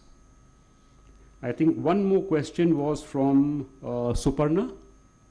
You asked about AI-enabled tools. So, you see, cognitive domain is also one of the newer domains of warfare over and above land, air, and sea, which were the earlier traditional domains. So, we are seeing that this is a battlefield, the mind is a battle space on its own. And towards this, the defense space, strategic communication division is to be raised and may become an agency later. So we find that this narrative, the false narrative which is on the internet, is a issue which needs to be tackled, and to convey our point of view too. So the biggest challenge we find is that to get the narrative which is being peddled, find out those handles, find out those areas, and that is where AI is being enabled. While the technical details are, I would not like to bring out how it does it, but we need to identify these handles, these narratives, the stories, and then put it right in the correct perspective. So towards that, we are in the process of rolling out such AI tools. Thank you, sir. I think we can have 5, 62 and 84, please. I think last set. Hi, sir. My name is Jugal. I'm reporting for the BBC. I have one question and two clarifications. The question is, the question actually is to General Ghai. It was mentioned that there was a DGMO to DGMO conversation on the 10th of May, after which the cessation actually took effect. Now, this is something that the Pakistani side contests, and they in fact say it was the other way around, that the request came from Indian side. Because there has been so much emphasis on evidence, on putting hard data out there, I'm just wondering whether India is contemplating putting out evidence or maybe recordings of that of what India says happened. Is there any move to that effect? And the clarification is actually on what my colleagues asked to General Ghai, which is the Pahalgam incident that took place. Was there any accountability fixed for what took place there? Because many family members of those who were killed did say that there was no help available to them for a very long time post incident. Is there any accountability fixed? And on the question that my colleague asked, Air Marshal Bharti, on the damages, because we had a statement from the CDS, I think immediately after the conflict, that there were some initial tactical mistakes made and conversations on aircraft losses. I'm just wondering if there's a change of mind on giving any details on that aspect. Thank you. Yeah, next please. Hi sir, I'm Javeria Rana from the New Indian Express. My question is that, Op Sindoor has established, it's a question to all of you, Op Sindoor has established BrahMos as a phenomenal precision strike system, but considering the cost and high cost and sustainment factor, and especially in a sustained conflict scenario, what alternate options is the military working on or looking at? We had 84 also. Sir मैं संदीप हूँ INS से. Sir मेरा सवाल घाई sir और Bharti sir से एक कि जो लेसन्स किसी भी वॉर से लिए जाते हैं, तो ऑपरेशन सिंदूर से जो लेसन्स लिए गए उसको कुछ को इम्प्लीमेंट किया गया ठीक करने के लिए, कितने ऐसे लेसन्स हैं जो कि अभी इम्प्लीमेंटेशन के लिए बाकी है? और DGNO सर से मेरा सवाल है कि सर काफ़ी लंबे समय के बाद ये देखा गया है कि जो वॉर जो है वो एयर और लैंड की जगह अब सी में भी शुरू है, और जिस तरीके से हमने US का और ईरान के बीच में देखा, और सबमरीन का भी यूज़ हुआ जिसमें ईरानियन वॉरशिप को गिराया गया, ये पहला मौका इतने टाइम बाद इस तरीके की चीज़ें देखने को मिल रही है. तो अब इंडियन नेवी के किस तरीके से तैयार हो रही है, क्योंकि चाइना और पाकिस्तान दोनों एक दूसरे को स्पेशली नेवल वॉरफेयर में भी जो है सपोर्ट कर रहा है. अभी रिसेंटली एक सबमरीन भी दी गई है. Anybody has got any related question, please keep your question short. If it is related, please that side.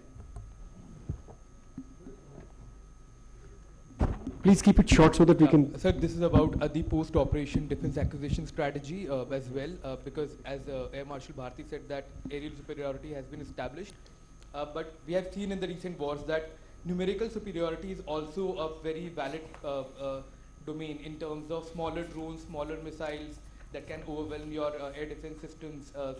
And also for the naval unmanned naval system, naval drones as well. So is there a long-term defense acquisition, change in defense acquisition strategy, given the fact the recent wars are taking place and Operation Sindoor as well? 13 number आपका question I think general Ghai से था, वो answer नहीं हुआ, आप दोबारा बता सकते, रिक्वेस्ट कर. This is Akshay Dongre from DD News. Agniveer, no? I'll answer. The Betty, please, sir. So, one question related to this, Snehisha from the print. So, post-Op Sindoor, there have been structural changes that have been made to the Pakistani military. They have undertaken certain changes. They've brought in the rocket force, the army rocket force, as well as created the post of the CDF. You know, they've streamlined certain decision-making process, making it linear. So how does the Indian military look at this, and what are we doing to counter them? At the same time, Air Marshal Bharti, so you headed the operations, the air operations. You've seen what we have, what we don't have, and what they have and what they don't have. Now you've become the deputy chief in charge of the procurements in the Air Force. What are the priority areas for you as far as the Air Force strengthening the capability of the Air Force is concerned on the procurement front, sir? Thank you. Sir, one related question to Stanish's question, sir. I'm Ajit Dubey from ANI, sir. Sir, just a small comment from General Ghai. How do you see Asim Munir rewarding himself for the loss in Operation Sindoor and promoting himself as Field Marshal?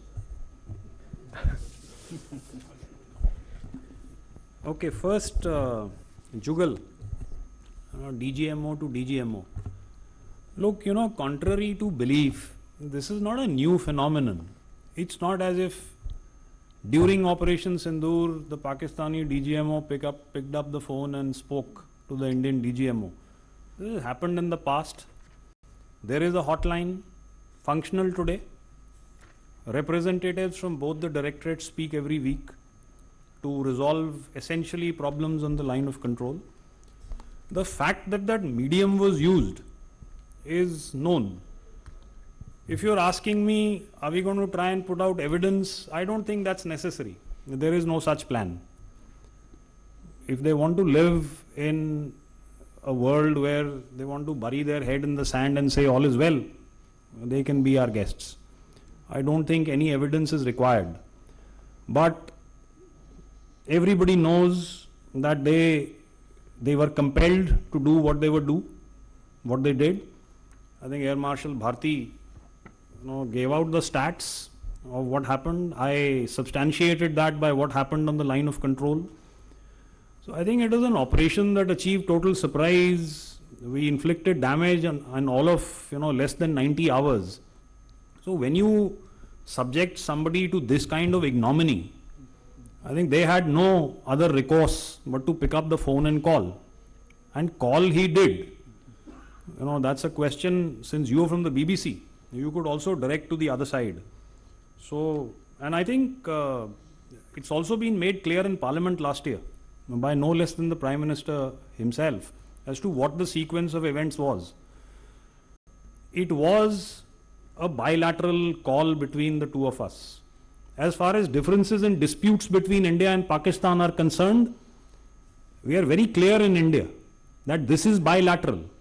We haven't in the past, we don't today, and we will not in the future accept any other mediation of any other kind. So I think that's the bottom line. And there is absolute unanimity in India about that. Accountability. That's for the Ministry of Home Affairs to fix, and I'm sure that has been done.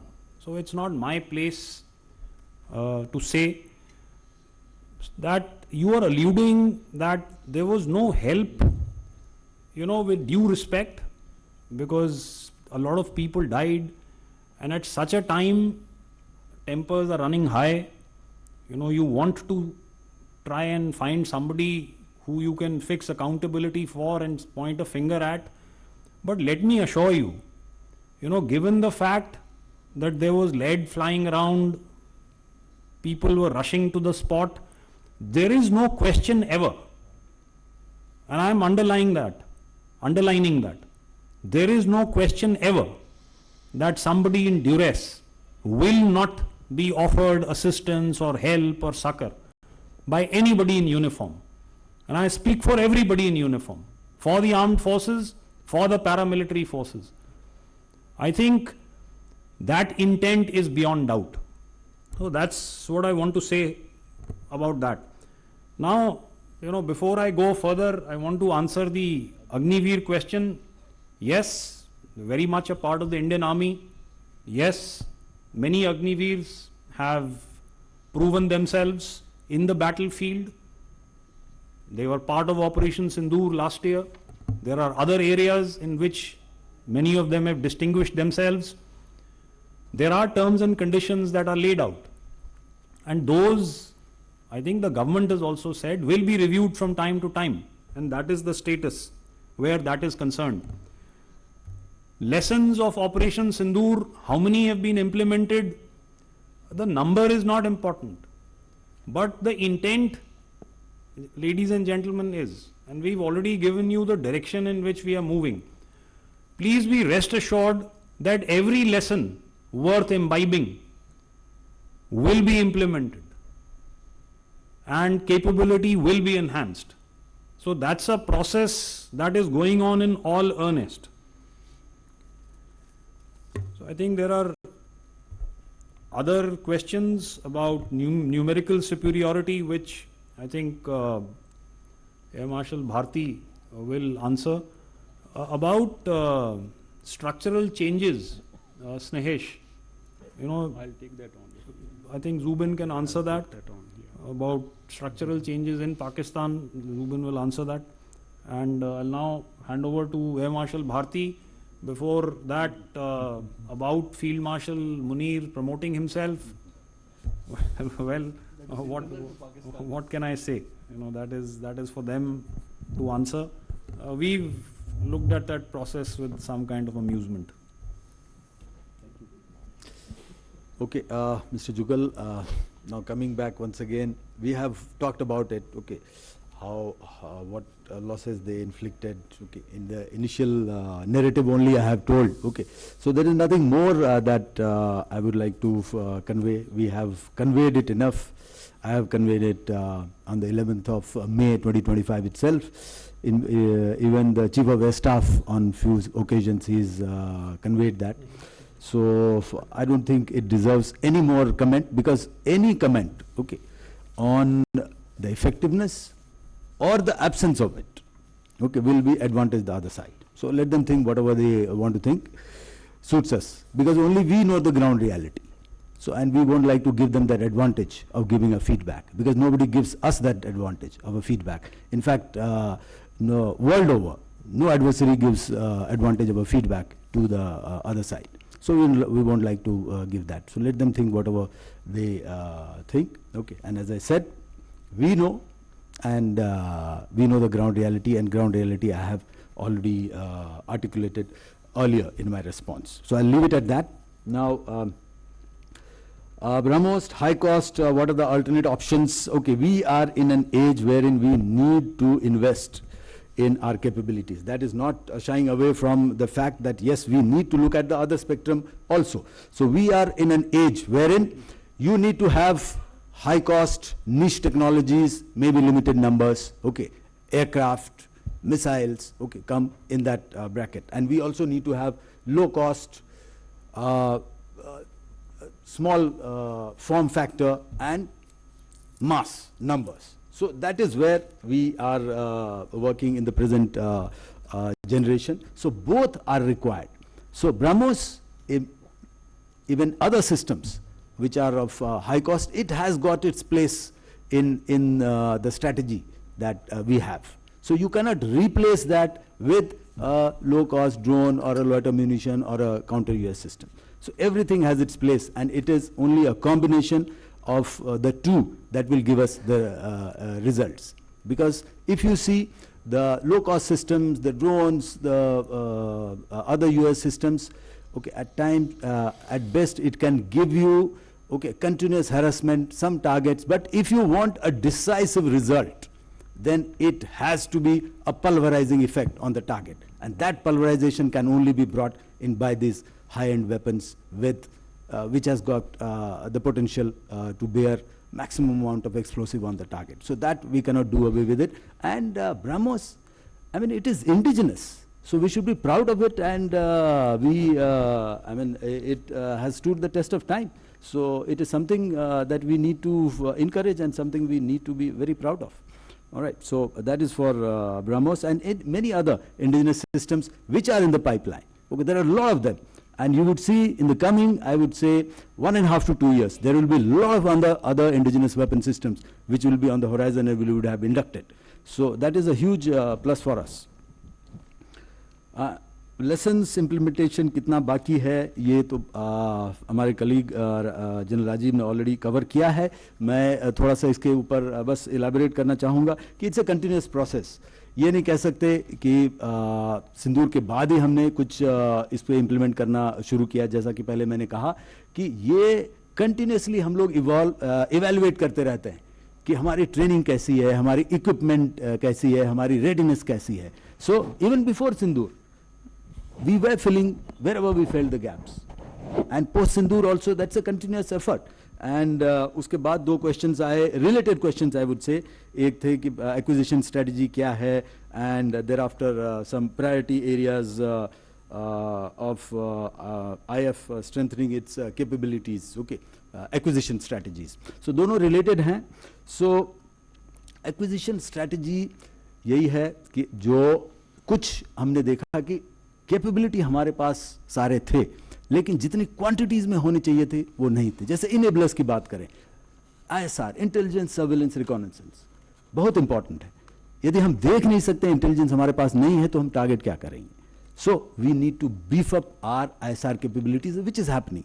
Enablers, आप एवैक्स, AWC की बात करें, उस पर भी काम हो रहा है, और आप लोगों ने न्यूज़ में देखा ही होगा कि हमने DSC ने अप्रूव किया है, and we are going in a big way for these enablers. Flight refilling aircraft, उसकी RFP ऑलरेडी आउट है, and very soon we will be going ahead with these acquisitions. So enablers are one thing which act as force, force enhancers, force multipliers. We are looking in a big way in enhancing the number of our enablers. Then what procurement strategy, acquisition strategy, we also saw that we need drones in US in large numbers. So we are looking at it, and there is a lot of incentive from the government of India. The PLI scheme hai, IDEX hai. So to bring in our own players, MSMEs, encourage them and get them going into this field. Because when we require it, we will need scalability. क्योंकि आज हमारे पास कुछ numbers हैं, 5,000, 10,000 जो भी हैं, जब जरूरत पड़ेगी तो उसको हमें स्केल करना पड़ेगा, स्केल अप करना पड़ेगा, week to week, day to day. So that capability has to, and the capacity has to come to our industry. We are looking at that aspect, at the aspect of enhancing the capacity of our industry when we need it. So that is one acquisition strategy which we are looking at. Counter US, very big player in this, because whatever came from the other side, we were prepared for it and we were able to neutralize that. So counter US, to build on hard kill, on soft kill weapons systems, we are looking in a big way to enhance this grid and make it as robust as possible.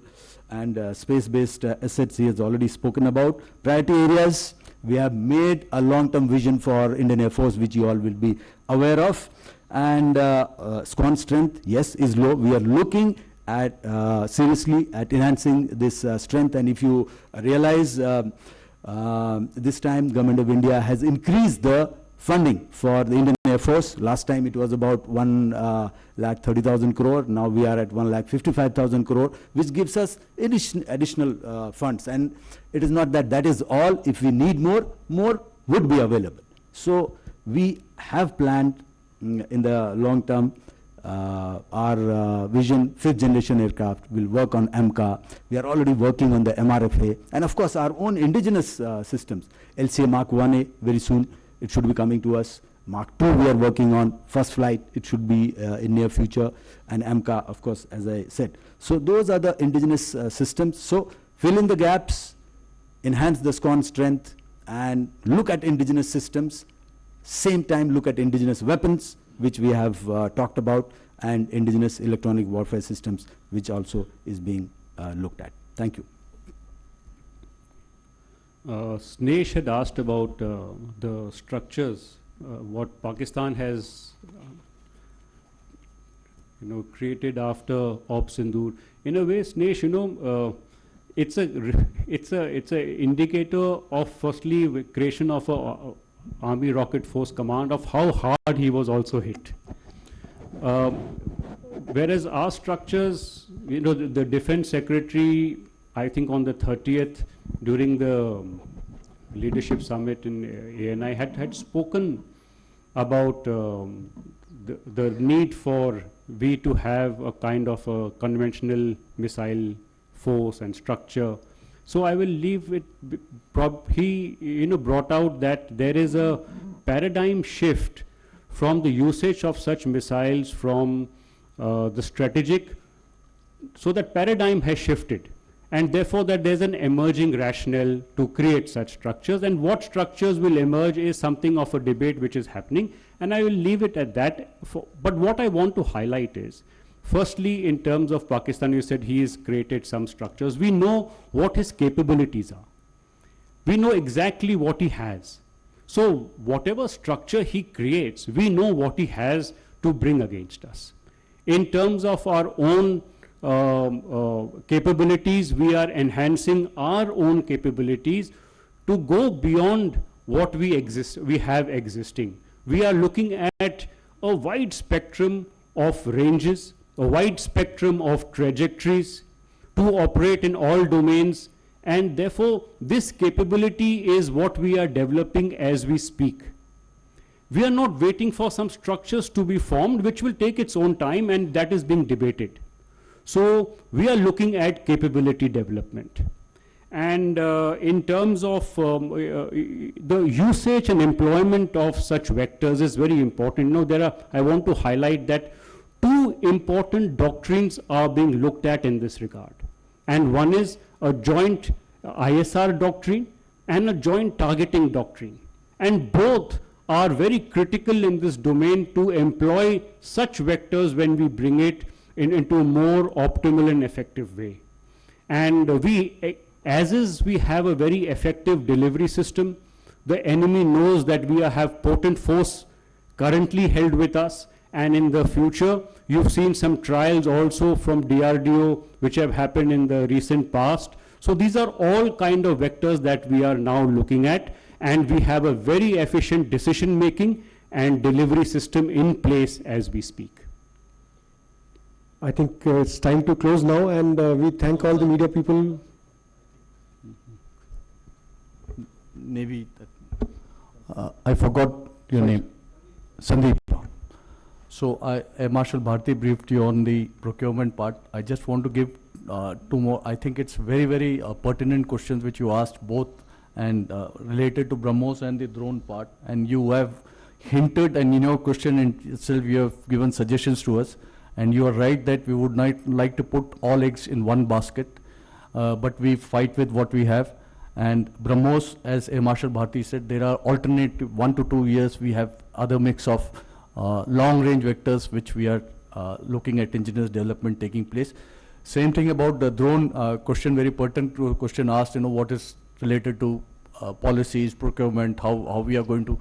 And for that, the government is working out, and the gestation period from the conceptualization of a platform, how to induction that compressing the timelines, that is being worked out, and that solution will come through. Moment we have Atmanirbhar, definitely we have much more control our indigenous industry, so that aspect should be Sandeep, yours is a very good observation, and this is after a very long time we see so many number of aircraft carriers there in the Indian Ocean region, carrier battle groups.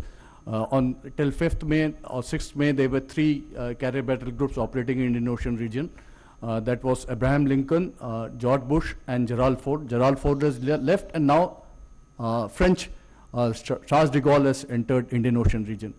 But that is what media shows you. But I can assure you in this war, all domains, air, physical, land, if you ask about army, you ask about troops at the 82nd Airborne Corps, 101 Corps, your mountain brigades, army rangers, Delta Force, a number of fighters which are Air Force, 100, 150 fighters. So all kinds of things are happening, and it's a multi-domain operations, and all forces comes into play.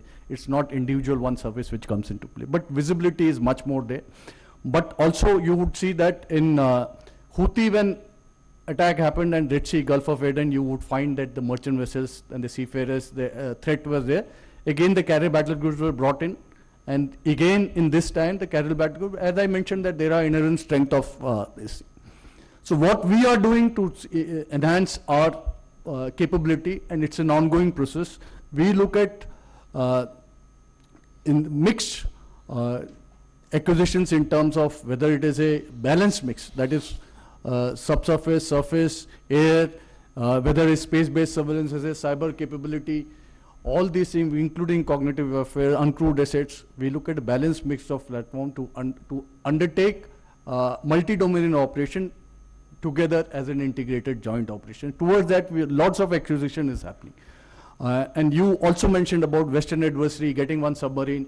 All assets, long-term assets, it's in our horizon, short-term, long-term, how to tackle those things. We are keeping this thing, and that's why we would always like to maintain a conventional superiority against our Western adversary. And you talked about the Northern adversary. There are ways and means of handling things, and that could be in terms of asymmetric mindset, asymmetric capability, pinpricking. There are many, many ways of doing it, and that we are prepared for that also in the long term. I hope I have answered your question. Thank you. Thank you so much, sir. We come to an end of this press conference. We thank you all for coming all the way from Delhi, and especially people from the local journalists. Thank you so much. Sir, we have finished, sir. We request the friends from media to please join us for lunch in the officers' mess. We'll guide you for that. Thank you.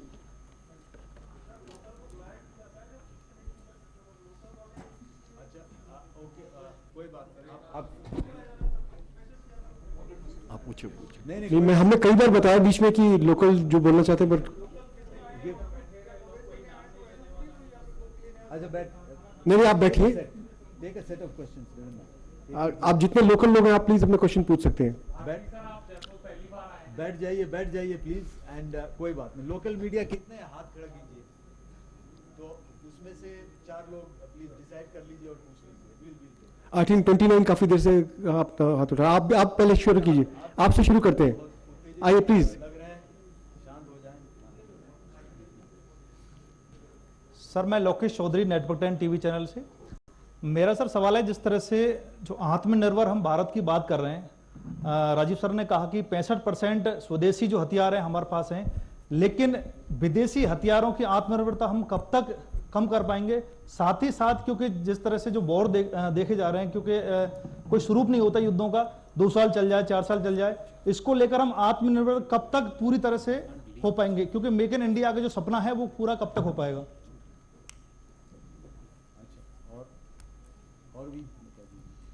हाँ जी, आप पूछ सकते हैं। 29 काफी देर से। Hello sir, my name is Harsh, I am from my संदेश international magazine. Sir, हमारी magazine की टीम जो है गांव-गांव जाकर जो है शहीदों के परिवारों से मिलती है, और जहां पर हमको देखने को मिलता है कि वहां के युवाओं में सेना के प्रति एक अलग जुनून और सम्मान है। तो मेरा क्वेश्चन आप चारों से ये है कि भारत की सैन्य शक्ति की सबसे मजबूत नींव हमारे गाँव से भी है और वहाँ के युवाओं से। एक तरफ भारत जहाँ तेजी से डिफेंस सेक्टर में आत्मनिर्भर बन रहा है, लेकिन क्या अभी भी कुछ ऐसी क्रिटिकल डिफेंस टेक्नोलॉजीज हैं जिनमें विदेशी डिपेंडेंसी भविष्य में चुनौती बन सकती है? और मेरा सेकंड क्वेश्चन ये भी है कि क्या सरकार की कोई ऐसी योजना है जिसमें ऑपरेशन सिंदूर जैसी शौर्य गाथाओं को जवानों और शहीदों के गाँव तक पहुँचाकर युवाओं को आत्मनिर्भर भारत और राष्ट्र सेवा दोनों के लिए प्रेरित किया जा सकता है? Thank you sir. मैं योगेंद्र। सर, मेरा नाम Mahavir Kumar Soni, Bharat news T prime से और थॉट्स ऑफ इंडिया से। मैं ये पूछना चाहूँगा सर, ऑपरेशन के दौरान सबसे कठिन क्षण कौन सा था और भारतीय सेना ने उससे कैसे पार किया, और तकनीक और आधुनिक उपकरणों ने इस मिशन की सफलता में क्या भूमिका निभाई? साथ ही इस ऑपरेशन से मिले अनुभवों को भविष्य की सुरक्षा चुनौतियों के लिए कैसे इस्तेमाल किया जा रहा है, और आज के दिन आप अपने जवानों और देश की जनता को क्या संदेश देना चाहेंगे? सर, मैं योगेंद्र शर्मा, जन टीवी से। मेरा सवाल यह है सर, शब्द शक्ति कमांड में पहली बार जेसीसी करा रहे हैं, तो सर इसका क्या मकसद है, इसको चुना? एक दूसरा, बांग्लादेश बनने के बाद पहली बार पाकिस्तान और बांग्लादेश की वॉर एक्सरसाइज हुई, तो क्या भारत के लिए बांग्लादेश में एक चुनौती की ओर है? आपसे रिक्वेस्ट है आप ऑपरेशन सिंदूर से संबंधित क्वेश्चन पूछें, और क्वेश्चन हम शायद ना ले पाए। सर, मेरा नाम मोहम्मद मोइन है, मैं एबीपी न्यूज चैनल से हूं।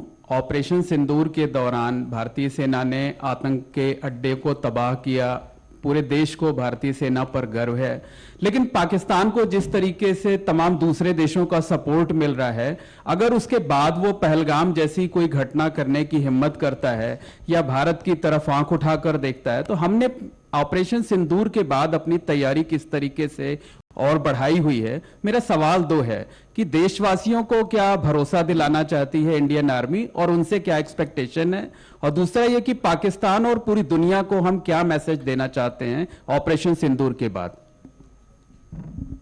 सर, सारे क्लास। आई थिंक हम लोग कंफ्यूज हो जाएंगे, इतने सारे सवाल एक साथ। ठीक सर है, एक सवाल। ठीक है प्लीज। सर मैं सचिन हूँ, दैनिक भास्कर डिजिटल से। मेरा सवाल आप ही से है सर। आपने कहा कि एडवांस मीडियम कॉम्बैक्ट एयरक्राफ्ट पर हम काम कर रहे हैं, लेकिन उसको आने में 2030 के बाद का समय लग जाएगा लगभग। उस गैप को फिल करने के लिए क्या भारत सुखोई 57 रूस से खरीदने में विचार कर रहा है, या 5th जनरेशन का कोई और विमान, कोई डील, कोई बातचीत चल रही है? क्योंकि पाकिस्तान ने भी अभी चाइना के साथ 5th जनरेशन विमान पर समझौता किया है, इस तरह की चर्चा भी है। लास्ट सवाल में सर, ऑपरेशन सिंदूर हुआ एक तरफ और दूसरी तरफ भैरव बटालियन देखने को मिली। क्या भैरव बटालियन का अस्तित्व ऑपरेशन सिंदूर से रिलेटेड है और इसे किस तरह की ट्रेनिंग दी जा रही है? अपने विचार में आप आंसर शुरू कर सकते हैं please sir. Okay, last question का जवाब पहले देते हैं। भैरव बटालियन का रिलेशन ऑपरेशन सिंदूर से और आगे आने वाले सभी ऑपरेशन से। उनके लिए एक रोल और टास्क जो है वो नियुक्त किया गया है, उसके बारे में मैं नहीं बात करना चाहता क्योंकि वो एक ऑपरेशनल डिटेल है, लेकिन ये एक स्ट्रक्चरल रिफॉर्म है और ये ज़रूर आप आगे देखेंगे जिस तरह की भी लड़ाई इंडियन आर्मी या इंडियन आर्म्ड फोर्सेस करती हैं, उसमें भैरव ज़रूर एक अहम भूमिका निभाएगा, ये मैं आपको आश्वासन दे सकता हूँ। मेक इन इंडिया, देखिए आज हम सब ने आपको बताया कि ऑपरेशन सिंदूर में भी काफ़ी सारे जो वेपन सिस्टम्स इस्तेमाल किए गए वो इंडिया में प्रोड्यूस थे। मैं आपको एक और उदाहरण देना चाहता हूँ। ब्रह्मोस के बारे में बात हुई, आकाश सिस्टम्स यूज़ हुए, हमारे कम्युनिकेशन सिस्टम्स, हमारे चीफ ऑफ आर्मी स्टाफ ने भी इसके बारे में बात करी है। एक कम्युनिकेशन सिस्टम जो हमने सिर्फ ऑपरेशन सिंदूर के समय इस्तेमाल किया, उसको रिसेंटली हमने डेवलप किया। तो अगर आप देखें तो हर एक फील्ड में ये प्रोग्रेस हो रही है। ये एक एरिया है जिसमें ओवरनाइट प्रोग्रेस नहीं हो सकती। आप नहीं कह सकते कि कल हम बिल्कुल 100% आत्मनिर्भर हो जाएंगे। एक प्रोसेस है, समय लगता है चीज़ों को डेवलप करने में। कुछ एरियाज़ और चैलेंजेस हैं। एक और सवाल था कि कौन से ये एरियाज़ हैं जहाँ पर ज़्यादा रिलायंस है फॉरेन सिस्टम्स के ऊपर। लेकिन मैं आपको बताना चाहता हूँ कि अगर वो रिलायंस है भी, तो आज हमारी एक कंडीशन होती है, अगर हम कोई फॉरेन सिस्टम यूज़ भी कर रहे हैं तो हम उन्हीं देशों के साथ कोलैबोरेट कर रहे हैं जो कि वो टेक्नोलॉजी शेयर करने के लिए अग्रीएबल, ताकि हम फिर वो टेक्नोलॉजी को यहाँ पे डेवलप कर सकें और उसको इंडिया में बना सकें। तो प्रोसेस चल रहा है। अगर आप 10 साल पहले देखते तो ये परसेंटेज कम था, आज परसेंटेज ज़्यादा है। अगर और 5 साल के बाद देखेंगे तो एक ग्रेजुएटेड और प्लान्ड तरीके से हम आगे चल रहे हैं। रूरल एरियाज़ में ऑप सिंदूर का जुनून, देखिए काफ़ी हमने कोशिश करी है कि ये शौर्य की गाथाएं हम रूरल एरियाज़ में ले जाएं। मुझे ये सुन के, और ज़रूर जो मेरे साथ मेरे कॉलीग्स बैठे हैं उनको भी बहुत अच्छा लगा जब आपने बोला कि बहुत मोटिवेटेड हैं लोग।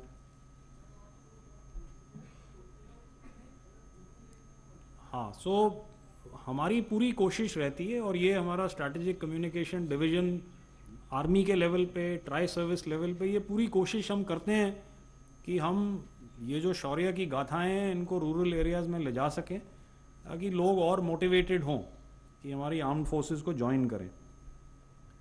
और सबसे कठिन क्षण, इससे पहले कि मैं बाकियों को हैंड ओवर करूं, तो सबसे कठिन क्षण था, हम सब मल्टी डोमेन ऑपरेशंस की बात करते हैं, लेकिन आपने देखा कि एक दूसरे तरीके से हमने इस ऑपरेशन को अंजाम दिया।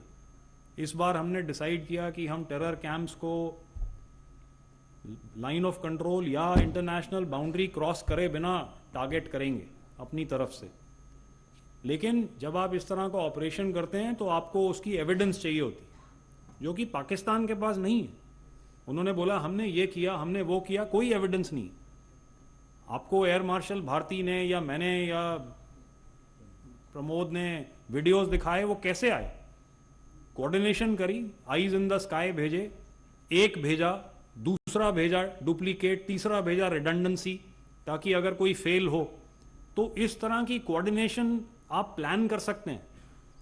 लेकिन बड़ा चैलेंज है कि आपकी प्लानिंग पूरी मैनिफेस्ट होगी कि नहीं। तो वो क्षण जो था जब मैंने उस ऑप्स रूम में उन गोलों को टारगेट्स के ऊपर जाके हिट करते हुए देखा, तो प्रोफेशनली एक सबसे सैटिस्फाइंग क्षण था। उस वक्त तक वो चैलेंज था, लेकिन जब वो गोले जाके लगे तो वो चैलेंज ओवरकम हो गया। तो कुछ और सवाल आपने पूछे हैं, तो मैं आपको एयर मार्शल भारती को रिक्वेस्ट करूंगा कि वो बाकी सवालों का जवाब। Thank you Rajiv. I think इसके बाद लोकल मीडिया जो है यहाँ की, आप लोगों ने काफ़ी क्वेश्चंस हमें दिए हैं, और इसके बाद कोई ये गिला नहीं रहेगा कि लोकल मीडिया को चांस नहीं मिला, है कि नहीं? Yes, okay, good. तो रूरल एरियाज़ में पहले इससे शुरू करते हैं, रूरल एरियाज़ में ऑप सिंदूर का जुनून।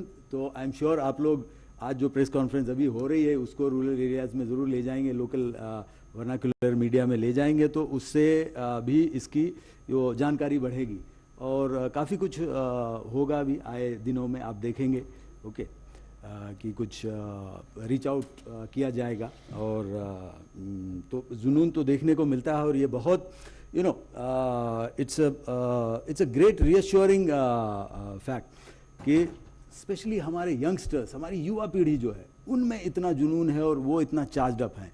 तो that only goes to show कि देश बहुत ही सही हाथों में है, और हमारी युवा पीढ़ी when they connect with what is happening, then you don't have to worry about anything. पहला सवाल जो आया था, आत्मनिर्भरता कब तक डिपेंडेंट रहेंगे विदेशी सप्लाईज पे, तो उसका सीधा सा जवाब ये है कि जब तक इंस्टेंट खतरा हमारे पास, हमारे सर पे रहेगा, उसके तो हमें जो भी आए पड़े वो करना पड़ेगा हमारे देश की सुरक्षा को सुरक्षित करने के लिए। तो टेक्नोलॉजी बहुत बहुत तेज़ रफ्तार से आगे बढ़ रही है, चाहे वो क्वांटम कंप्यूटिंग हो, एआई हो, या सिक्योर चिप्स की टेक्नोलॉजी हो, तो हमें कैचअप करना है। और ये तो हम ये नहीं कह सकते कि हमें जो हमारे पास नहीं है उसको हम कहीं से नहीं लाएंगे, वो कैपेबिलिटी नहीं रखेंगे, क्योंकि दुश्मन आपके लिए वेट नहीं करेगा कि आप पहले वो कैपेबिलिटी लाइए, सिक्योर चिप्स लाइए, बाहर से अपनी कैपेबिलिटी बिल्ड कीजिए, तब हम आपको अटैक करेंगे। हमें तो हमेशा अटैक के लिए और हमेशा किसी भी स्थिति के लिए तैयार होना है और तैयार रहना पड़ता है। इसके लिए जो भी हमारे पास अवेलेबल है, ज़रूरत है कि जो भी हमारे पास अवेलेबल है उसको बढ़ावा दिया जाए, और जो नहीं है उसके लिए कोशिश किया जाए कि जल्दी से जल्दी वो टेक्नोलॉजी हमारे पास इंडिजिनस टेक्नोलॉजी हो, और जब तक वो नहीं है तब तक हम किसी दूसरे पे, अपने दोस्तों पे बाहर से भरोसा करना ही पड़ेगा, उसमें कोई दो राय नहीं है। सो द रिक्वायरमेंट इज कि अपने इंडिजिनस टेक्नोलॉजी को जितना हम बढ़ावा दे सकें दें, और वो हम दे रहे हैं। यदि आप देखें तो पिछले साल जो 2024-25 का जो वित्त वर्ष था, उसमें हमने इंडिजिनस टेक्नोलॉजी में 1,27,000 करोड़ की इंडिजिनस टेक्नोलॉजी खरीदी है, और कितनी इंडिजिनस टेक्नोलॉजी हमने एक्सपोर्ट की है? 24,000 करोड़। और हमारा लक्ष्य क्या है कि 2029 तक इंडिजिनस टेक्नोलॉजी हम 3 लाख करोड़ उतने की हम इंडिजिनस टेक्नोलॉजी खरीद पाए। और हमारा निर्यात का क्या लक्ष्य है कि हम कम से कम 50,000 करोड़ बाय 2029 हम एक्सपोर्ट कर पाएं। तो ये सब जो है ये इंसेंटिव है आत्मनिर्भरता के लिए। लेकिन जब तक हम वहां पहुंचेंगे तब तक कुछ तो करना पड़ेगा, क्योंकि दुश्मन आपके लिए रुकने नहीं वाला है जब तक आप आत्मनिर्भर नहीं हो जाए। सो उस गैप को भरने के लिए हमें विदेशी सप्लाईज पे, अपने विदेश के दोस्तों पे निर्भर करना पड़ता है।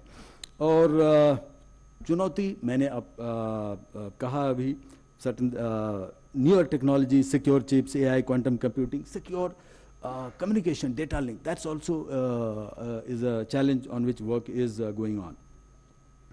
सबसे कठिन समय कौन था, हमारे मित्र जनरल राजीव ने ऑलरेडी ये आर्टिकुलेट कर दिया है। ओके, लेकिन मैं ये मानता हूँ कि हमारी, देखिए, हमेशा हम ये इवैल्यूएट करते रहते हैं, क्या चाहिए, आसपास क्या हो रहा है, हमें किस चीज़ की ज़रूरत होगी, क्या कैपेबिलिटी चाहिए। सो यदि ये बात को हम एनालाइज करें कि कोई कठिन समय था क्या ऐसा जिसमें हमें अधीर होना पड़ा, तो उसका जवाब है नहीं, बिल्कुल भी नहीं। हम हमेशा ये इवैल्यूएट करते रहते हैं और हमेशा तैयार रहते हैं कि इस क्षण क्या होगा और इस क्षण हम किस क्षमता से उस चुनौती का मुकाबला कर सकेंगे। तो ये हमारी तैयारी कंटिन्यूस प्रोसेस है। So as such there were no such movements as such. Okay, क्या संदेश देंगे? अब आई थिंक तभी पिछले 2 घंटे से हम लोग संदेश ही दे रहे हैं, और 1-2 लाइनों में संदेश देना हो तो भारत की सेना तैयार है, and as I articulated earlier, I mean सेना में हमारी सभ्यता है वो इनग्रेन्ड है। और क्या है हमारी सभ्यता? Live and let live. Survey, क्या है वो? सर्वे भवन्तु सुखिनः सर्वे सन्तु निरामया। लेकिन यदि हमारी पीस वो भावना को कोई चैलेंज करता है, तो we will come back at him और at those entities with a vengeance. That is the message, that we have the capability. So please don't dare us. Thank you. हो गया, थैंक यू। मैं जवाब दे देता हूँ, 1 मिनट। मैं जवाब दे देता हूँ। सबके साथ लंच पे हम इंटरेक्ट करते हैं। ठीक है।